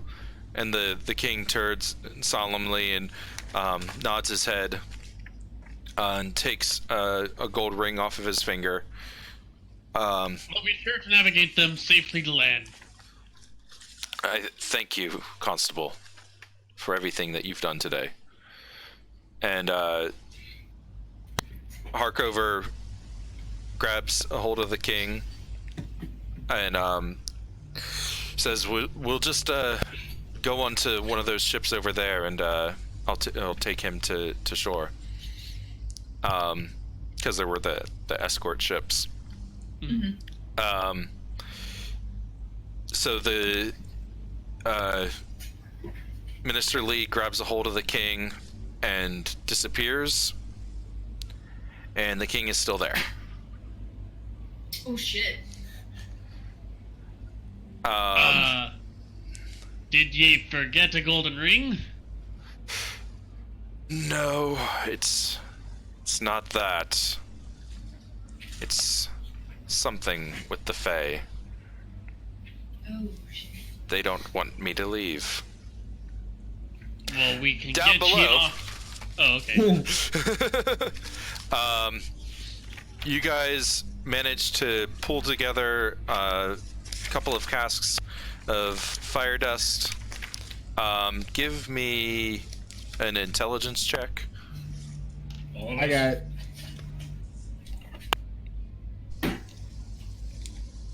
That's the 19. I got a nat 1. I got an 18. Zeodor and High. works together And with these. Jeff to find the best placement for the casks to fracture the furnace in such a way that it Won't sink the ship. explodes without exploding the ship. And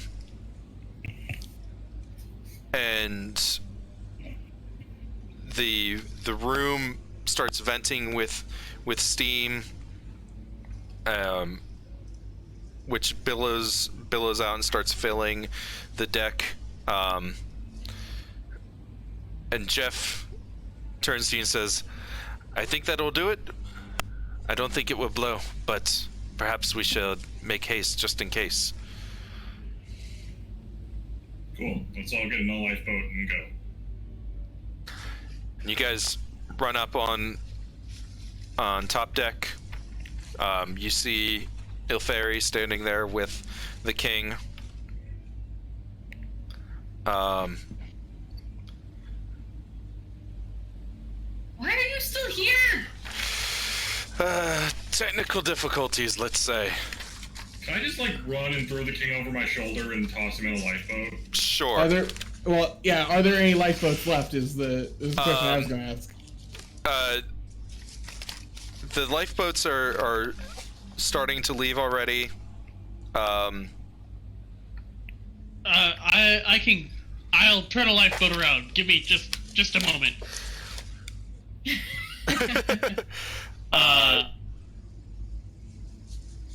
Well, the water isn't too choppy or anything, so even if you guys were to swim, it would be fine. Yeah, I throw the king overboard. Yeah. I could glide to one of the lifeboats and just turn it around. Too late. It's fine. So let's let's do that plan so that we can all be like in the boat with the king and not throwing the king overboard. Too late. Too late. That's like 50 As soon feet. as I see that, I jump after him. I guess I do too. I'm just gonna shortcut this. You guys all jump overboard, make it to the escort ships and the lifeboats. The ship does not explode, and within the next day, at least, crew goes out to try to salvage what they can. Cool. You are treated for any injuries you may have, and Minister Lee asks you for a full debriefing, and the king says that he wants to speak with you before the night is out. And we'll do that next time. Yeah, I think we'll wrap all that up next time. Past 11 already. Yeah. Sorry, I was hoping to fit this in to wrap up around 10, and that last encounter took longer than I expected. It's all good, man. I always do. Still trying to get a feel for how things are gonna run here. Cool. Enjoy the stat block. Good night, everybody. Well, they can't see that. Okay. But yeah, thanks for joining in for session 1 of Zeitgeist. I hope to go far with this, and I really hope Me you guys too. enjoyed it. Yeah. Come back tomorrow night when I'll be playing something. Probably The Forest with Ivani. Ooh, that sounds fun. Cool. Yeah. She bought it for me, and I've never played it with her, so I probably should do that. All right. Well, thanks for watching. We'll be back next week with more of this, so tune in and Have ye a good night. Yar. have ye a good night indeed. Have ye a good night. Have ye a good night, everyone. Yar. Good Did night. you just put my sign on? Say the line.